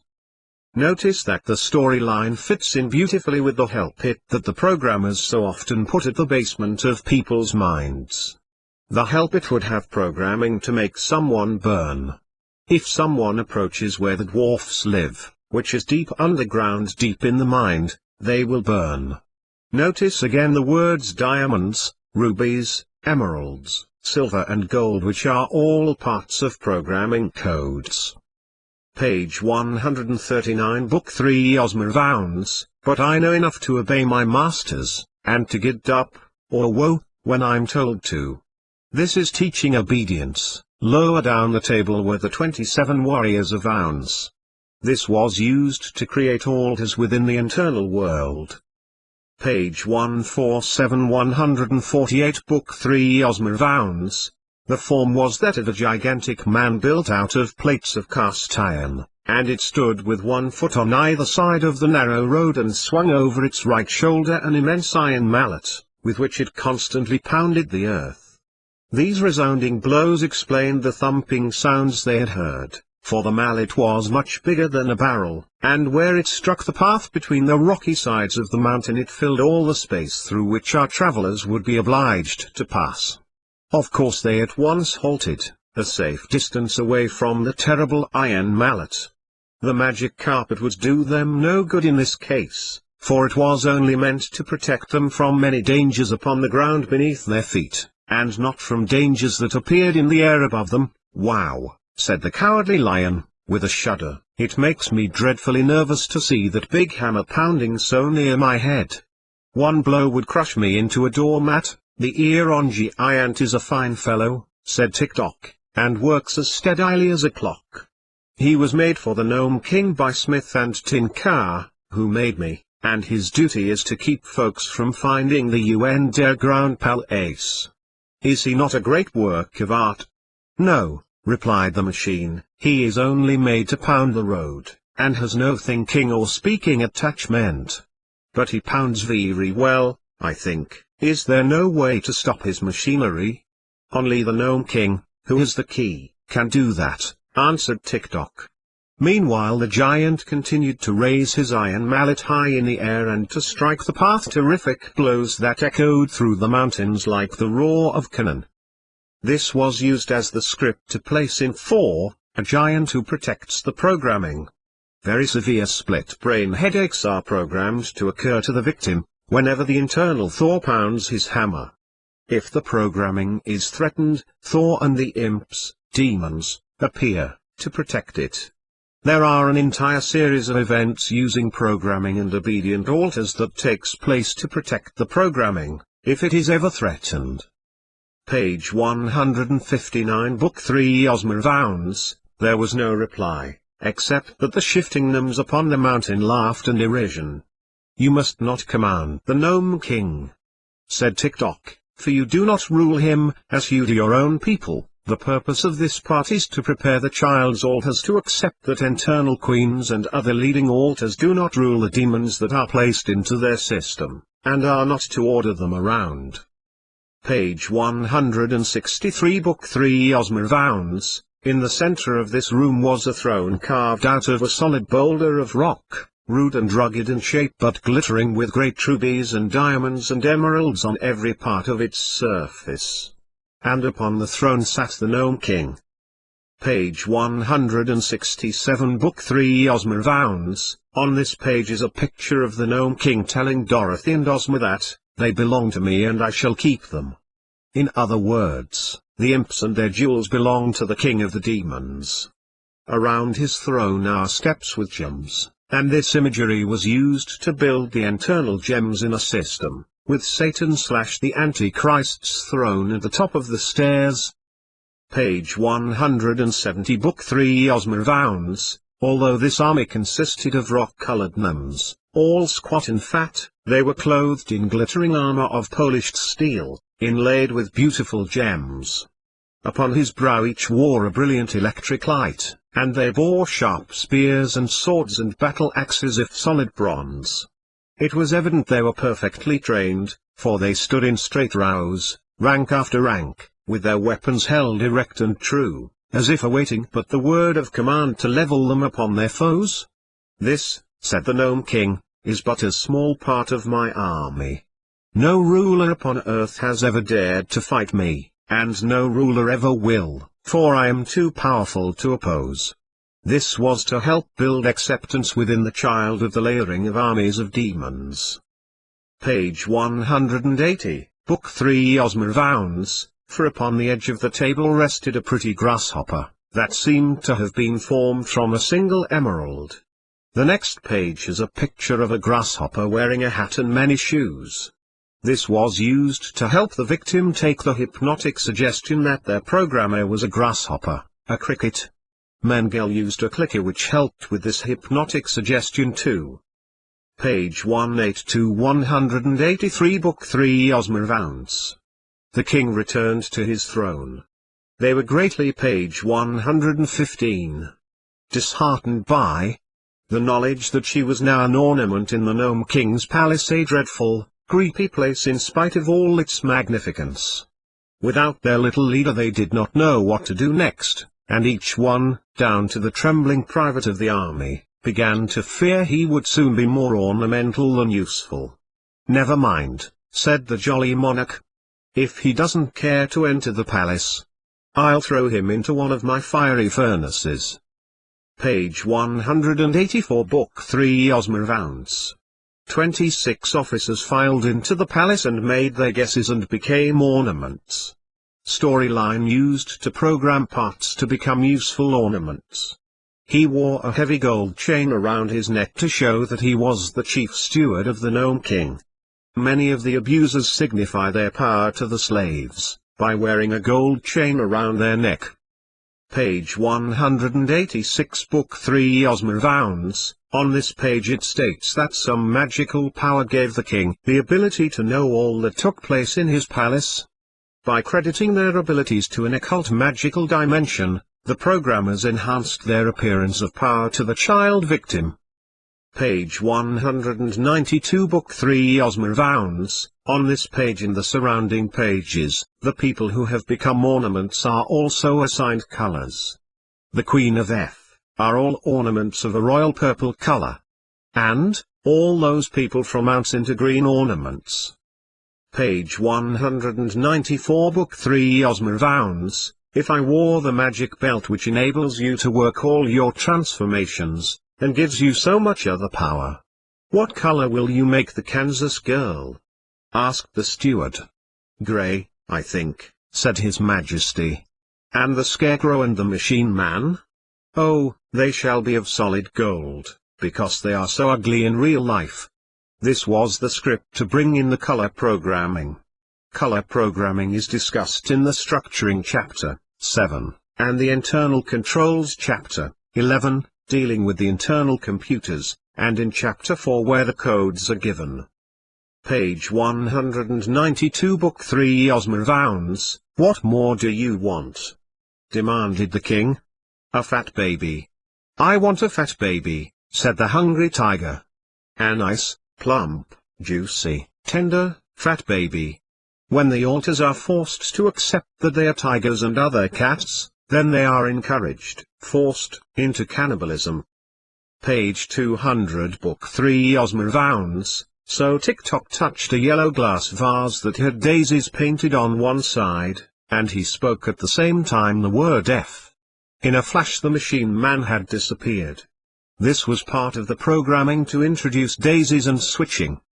Page 201 Book 3 Osmervounds. Next she touched the image of a purple kitten that stood on the corner of a mantle, and as she pronounced the word F the kitten disappeared, and a pretty, fair-haired boy stood beside her. This is teaching the switching of alters and their color programming. We will stop our coverage of the Osmervounds book here. We have only partially covered only 2 of the 14 ounces books, all of which were used as programming scripts. There are many more sections in this series of 14 books that served as programming scripts, but the reader has got the basic idea.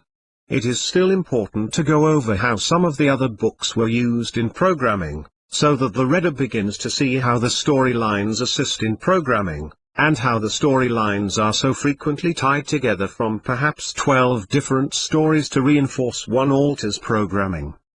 Alice in Wonderland. Alice through the looking glass. "I can't believe that," said Alice. "Can't you?" the Queen said in a pitying tone. "Try again, draw a long breath, and shut your eyes." Alice laughed. "There's no use trying," she said. "One can't believe impossible things." "I dare say you haven't had much practice," said the Queen. "When I was your age, I always did it for half an hour a day. Why, sometimes I've believed as many as 6 impossible things before breakfast." The chapter, which dreamed it, in Alice Through the Looking Glass has sexual programming. The Red Queen is purring. The story where walruses make believe it is oysters is used for programming. Other sexual programming occurs in the chapter, It's My Own Invention, where the knight in crimson and white armor are prisoners which duel for her. Tweedledee and Tweedledum is used for S&M programming, which has a hand signal involving rotating the thumbs of a clasp hand. Alters go through the looking glass, and fall down an oak tree by falling into a deeper and deeper trance. Monarch programming is a reflection of how Satan's mind works. Lewis Carroll's book with its inversion themes fits in with this type of thinking. Lewis Carroll loved the humor of logical contradictions. In the book, Alice wonders if cats eat bats or bats eat cats, and she is told that to say what she means is not the same as meaning what she says. When she eats the left side of the mushroom, she grows large, the right side has the reverse effect. These changes in size are in themselves reversals. A large girl and small puppy end up to be a large puppy and a small girl. In Sylvia and Bruno, we are presented with an anti-gravity wall that can be placed into a parcel to make it weigh less than nothing, a watch that reverses time, a black light, and a projective plane with outside inside and inside outside. The slave learns that evil is simply live backwards. In the looking glass world, the Red Queen knows of a hill so large that compared to it the hill in question is a valley. Also she knows of dry biscuits which quench thirst, a messenger who whispers by shouting, and Alice who runs as fast as she can to stay in one place. Sometimes it seems we really do have to run fast to stay in place. The King of Hearts thinks it's not unusual to write letters to nobody, and the White King compliments Alice on having keen enough eyesight to see nobody at a great distance down the road. Can you see why this book was so good to program us? In the book Through the Looking Glass, all asymmetrical objects, that means all objects which can't be superimposed on their mirrored image, go the other way. There are left-right reversals. Tweedledee and Tweedledum are mirror image twins. The White Knight sings about squeezing his right foot into a left shoe, and there are several mentions of corkscrews. A helix, a corkscrew, is an asymmetric structure with distinct left and right forms. The book's type of thinking was extended beyond asymmetrical objects to asymmetrical relations of all types. For example, Alice walks backward. In the railway carriage the guard tells her she is traveling the wrong way. The king has 2 messengers, one to come and one to go. The White Queen explains the advantages of living backward in time. The looking glass cake is handed around first, then sliced. Odd and even numbers, which are equivalent to left and right or on and off, are worked into the story at several points. For instance, the White Queen requests jam every other day. Going through the looking glass takes us to a world where the ordinary world is turned upside down and backward. Things go every which way except the way they are supposed to go. Antimatter is a mirror image. Antimatter milk will explode Alice, but an antimatter Alice on the other side of the looking glass can drink the antimatter milk. In Chapter 11 Alice captures the Red Queen. It results in a legitimate checkmate of the Red King, who has slept through the entire life-size chess game without moving. The checkmate ends the dream, but leaves open in the story the question of whether the dream was Alice's or the Red King's. The programming has so often been only a dream to us. The outside world was so often just an unreal dream to us. What was real and what was not real?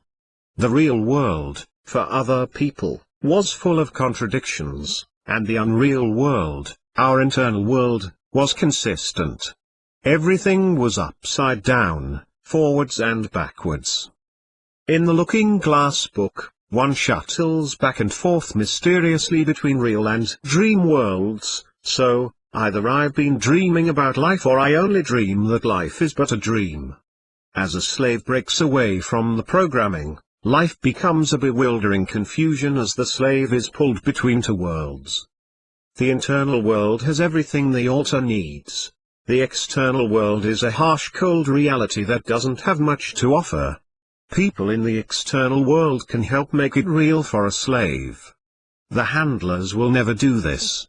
Altars will need a reason to want to come out of the internal reality which they are programmed to believe in. For so long much of life was seen as a dream. It will be hard to get a grasp on what was real and what was the lie. Many of the lies are more real than the truth. Life was sometimes like the parallel dreams of the Red King and Alice, like two mirrors facing each other. The Tall Book of Make-Believe. This book was published by Harper and Row in 1950 and was indeed tall, the pages being 4x91/2. On page 14, the programmer would read the first paragraph of the poem and then say, "Sleep, sleep, sleep, have you ever heard of the sugar plum tree? 'Tis a marvel of great renown. It blooms on the shore of the Lollipop Sea in the garden of Shut-Eye Town. The fruit that it bears is so wondrously sweet, as those who have tasted it say, that good little children have only to eat of that fruit to be happy next day. Sleep, sleep, sleep." On page 16 to 17, there is a story about how a child is dragged under the kitchen door and becomes flat. There is a picture of a child being pulled under a door and coming out flat on page 17. This was used as part of the script to make the ribbons for the slaves. The ribbons in a system can go under doors and through the entire system.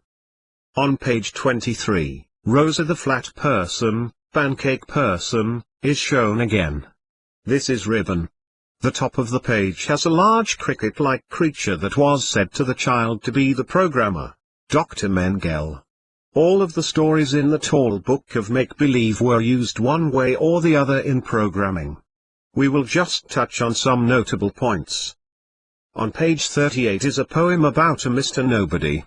The programmers like to have altars identify themselves as nobody. On page 39 is a poem/story about someone who comes tapping.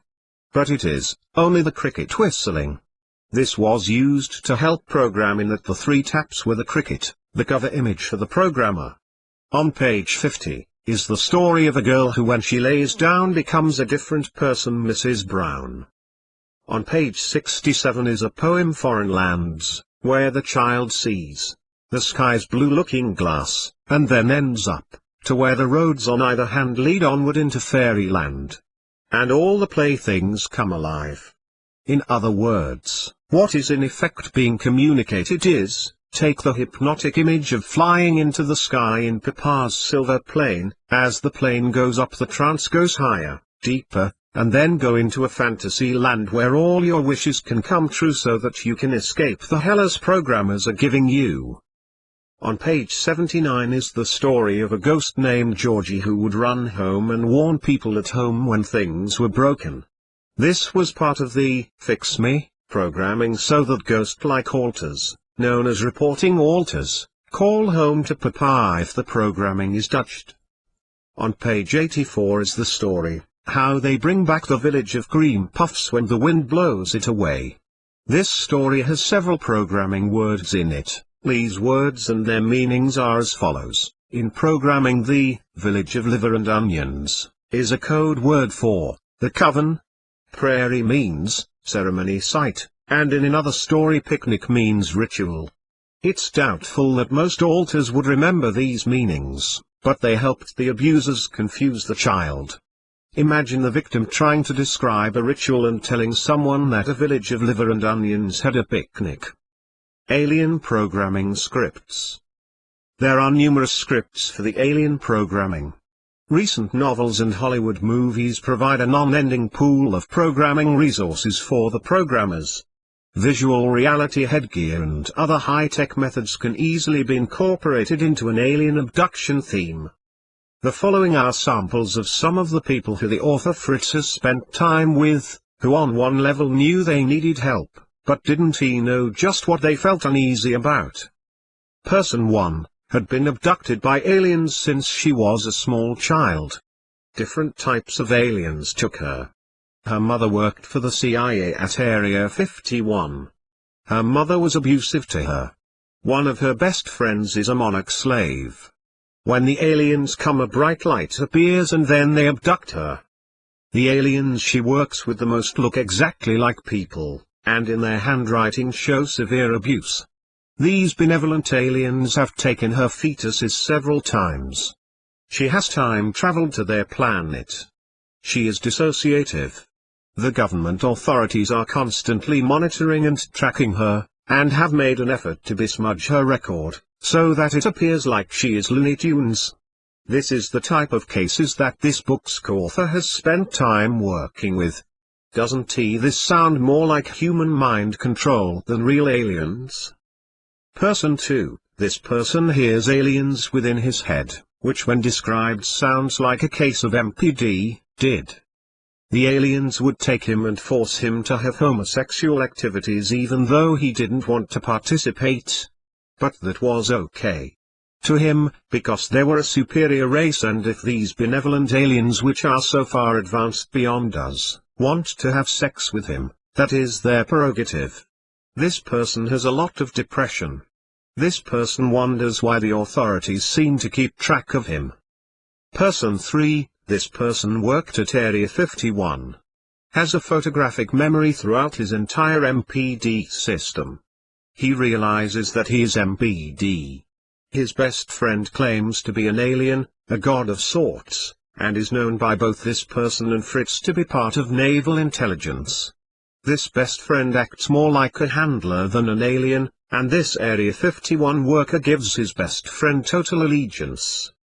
This man has all kinds of alien-type stories, which sound in many cases like programming. This person admits that his family is Illuminati, and the front alters say he has watched Illuminati rituals as an adult, but hasn't participated. He shows signs of severe abuse. He is afraid to talk about trauma-based mind control, but loves to talk about aliens. In fact, all three of the persons discussed on this page shied away from talking about monarch mind control, as if it was something not important, but they all love to talk about aliens. And the list of interesting people like this could go on. When mind-controlled slaves who have alien programming are being abducted by the intelligence agencies for their use and for programming, here are some of the details of how and what occurs. A bright light is shined into their house. They have been hypnotically conditioned to view this light as a flying saucer, whether it is a helicopter or something else. As the node does have flying saucers, sometimes the real thing is used. Men in black, just like in Zra cases, are often associated with the abductions. And the slaves frequently speak about shadows in the mind. The slaves are taken to rooms where examining tables with white sheets and X-ray machines, headgear and medical equipment is in place. The alien equipment has gotten more high-tech over the last 40 years. The aliens wear suits that are full of occult symbology. The people are restrained with clamps and electrical shock, and energy is used on them. They are told that they are receiving information. They are given tracking implants and other implants. All of the three above persons receive information from the aliens regularly. Almost all of the elements of monarch trauma-based mind control appear in these abduction accounts, especially in the psychological features of the victim. The victims of alien abduction programming feel suicidal after they talk too much. They have headaches, sleep difficulties, nightmares, obsessive thoughts, a fear of hypnosis, trapped feelings, and paranoia. During their abductions, the aliens use drugs, thought transfers, and painful medical procedures. The aliens use language that parallels the messages given to SRA victims, just change the language from Satan is in charge to the aliens are in charge. Cattle mutilations where the blood has been drained are associated with abductions. There is documented accounts where cattle mutilations have been connected to satanic cults using helicopters. The victims of aliens are forced to be impregnated and then the fetus is repeatedly taken. The aliens are repeatedly telling these victims that a holocaust is soon to come. Another strange phenomena, that others and this author have noticed, is that these victims of alien abduction seem to know each other, much in the same way that victims of Illuminati mind control seem to know each other. And the aliens seem to know everything about the victims. The victims have amnesia of their abductions. The memories of their abductions are hidden in altered states of consciousness, that hypnosis sometimes can pull up. Most victims are afraid of hypnosis or can't be hypnotized. They have been hypnotized not to allow anyone else to hypnotize them. To give credit where due, Bauart's Operation Mind Control Researchers Edition, 1994, has an excellent appendix with charts which compare SRA mind control victims and alien abduction victims. The charts reveal how similar the two groups are. In preparing these paragraphs, we have used his charts as a basis for how we wrote these last two paragraphs up. However, the co-author's experiences in working with abduction victims match the findings of Bauart. Do aliens from another planet exist? They may or may not. It is not a real issue, we have to face what is already on this planet.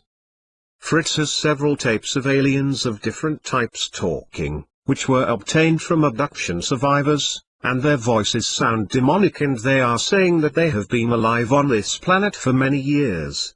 One said something like he's been here on Earth 500,000 years. If an alien has lived on this planet for 1/2 million years, when does he get resident status? If that is true, he is no alien, we are. But one thing is certain, this planet contains some very slimy evil creatures who are either real non-humans or very deceptive dark humans. The Bible calls them demons and reprobate men. The four most popular origins of supposed aliens on Earth are all star groups relatively close to our solar system.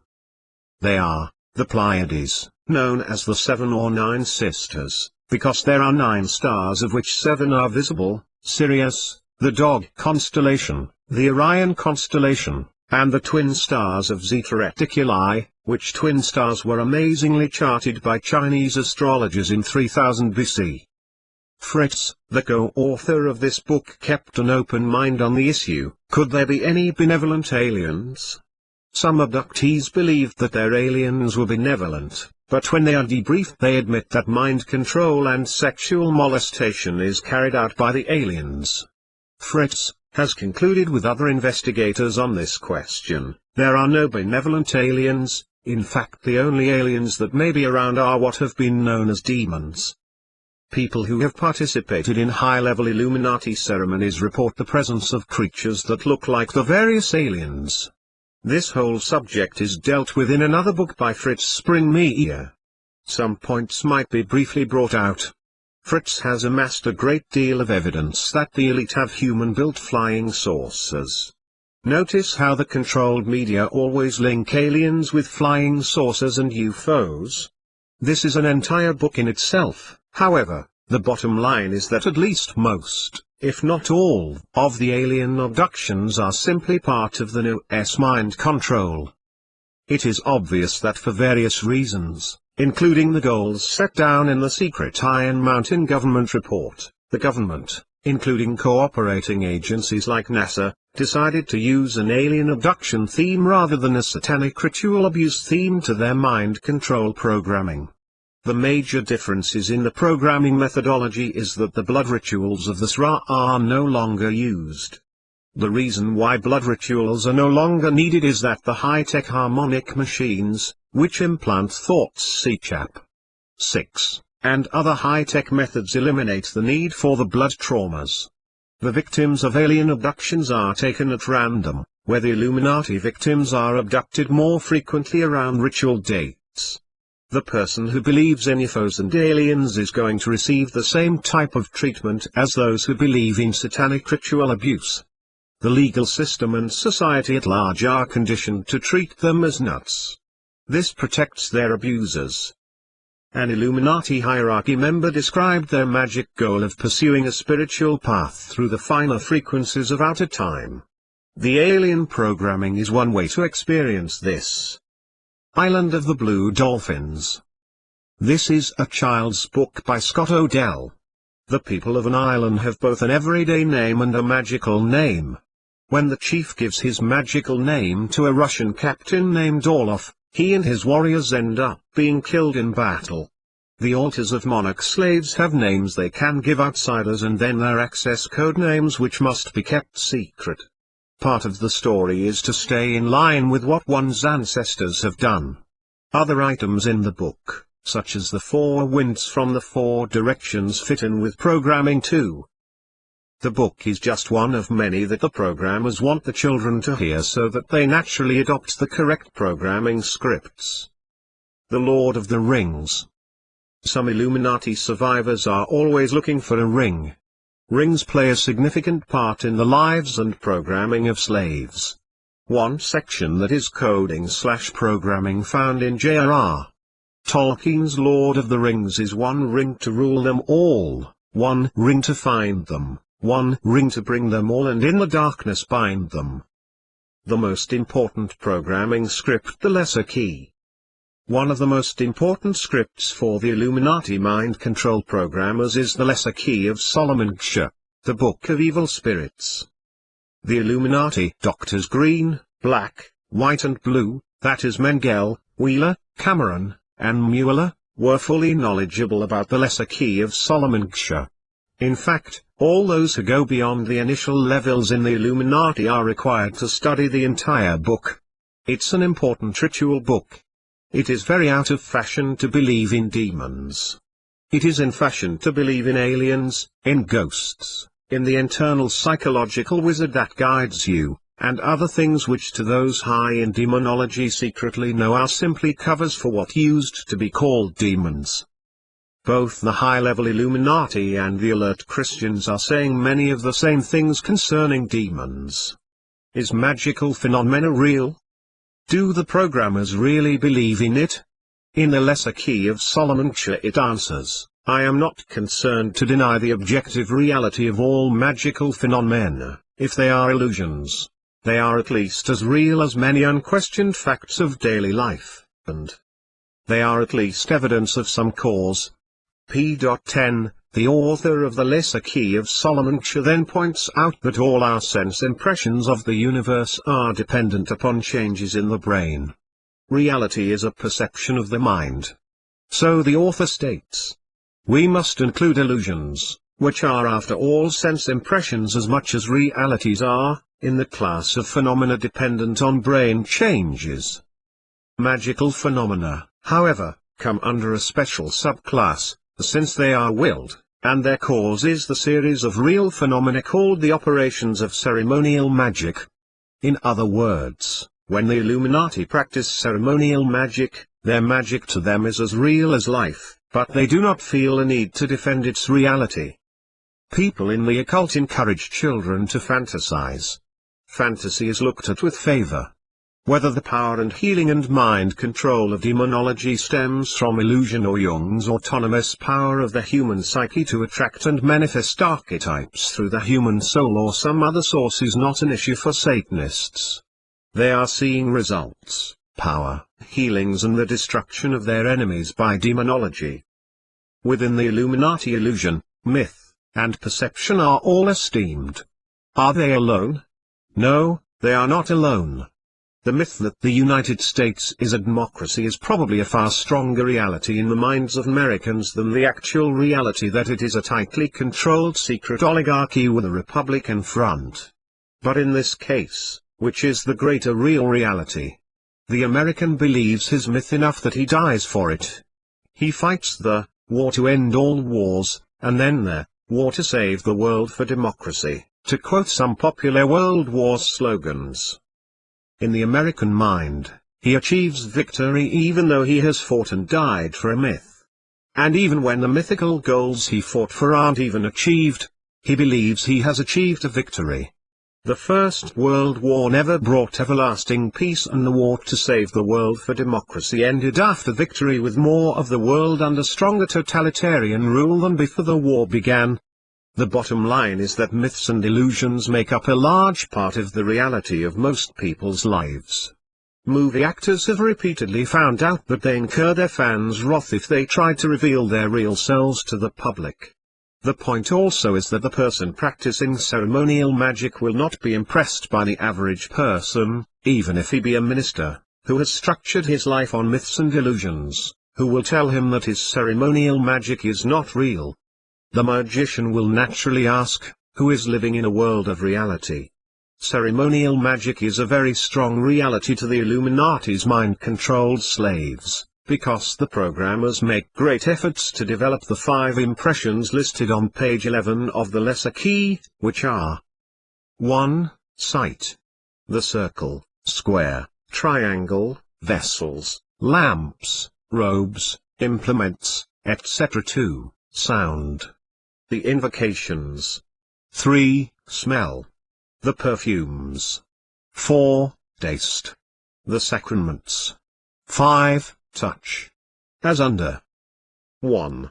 These are reflected upon by the person, and these 5 produce unusual brain changes. Later 2 more senses are also highly developed. Programmed multiple slaves have visual and auditory acuity far beyond the normal person. The lesser keys of Solomon Ksha goes on to say, the spirits of the Ksha are portions of the human brain. Their seals therefore represent methods of stimulating or regulating those particular spots. Through the eye, the names of God are vibrations calculated to establish a. General control of the brain. b. Control over the brain in detail. Rank or type of the spirit. c. Control of one special portion. Name of spirit. The perfumes aid this through smell. Usually the perfume will only tend to control a large area, but there is an attribution of perfumes to letters of the alphabet enabling one, by a Kabbalistic formula, to spell out the spirit's name. p. 12. Did the reader grasp that? The most important script for the programmers is to use ceremonial magic, which uses the names of God to establish general and specific control, via a hierarchical arrangement of demons, over a person's mind. More will be covered about this in Chapter 10. But while we are on the subject, let's go just a little bit farther. If, then, I say, with Solomon, the spirit Simiris teaches logic, what I mean is, those portions of my brain which subserve the logical faculty may be stimulated and developed by following out the processes called the invocation of Simiris. And this is exactly what the programmers do. They invoke via many rituals all types of specific demon, or demonic energy, to enhance the particular mental functions they want. For instance, Typhon and Chironzon, also Horonzon, are demons who are essential in building the structure of a programmed multiple. They must be invoked before the early start of dividing the mind. Michael Bertio heads up the Horonzon Club, an unofficial part of Kenneth Grant Soto. The demon Horonzon, or Chironzon, looks like a great alien, and was conjured up by Sir John Dee, who was Queen Elizabeth I's genius advisor and court sorcerer. Transiagathian magic is carried out in order to reach Transiagathian space, also known as Trans-Plutonian space and Universe B. The existence of these dimensions are kept very secret. The ancient cult of the star Sirius, from which supposedly we are now getting aliens, had rituals to get one into the celebrated Universe B. Sirius B, the binary twin star that exists with the actual Sirius A star, represented the god Ra-Hoor-Khuit. Sirius A represented the Egyptian devil. Let's reflect on all this demonic illusion. As stated, an American will die for the myth that America is saving the world for democracy. This made sense to psychologists at the time. However, if a slave dies for what he sees as the reality of voodoo magic, the psychologist dismisses it as unimportant, a mere coincidence. Since voodoo magic doesn't exist in the psychologist's mind, the psychologist believes that magic carries no threat to its intended victim. Likewise, because the psychologist doesn't believe in demons, demons supposedly pose no threat to the mind-controlled slave. The psychologist is really projecting his perception of reality upon someone else, and it doesn't work. The Illuminati programmers are counting on the therapists ignoring demonology. In Bauert's in most respects excellent book Operation Mind Control, Researcher Edition, Foot. Bragg, Carr, Flatland, 1994, p. 249. Asks the reader to self-hypnotize himself by several times, looking into your mind's eye. To Bauert, he sees the trance state as merely looking into your mind's eye. He does not attribute any demonic activity to be involved with such things.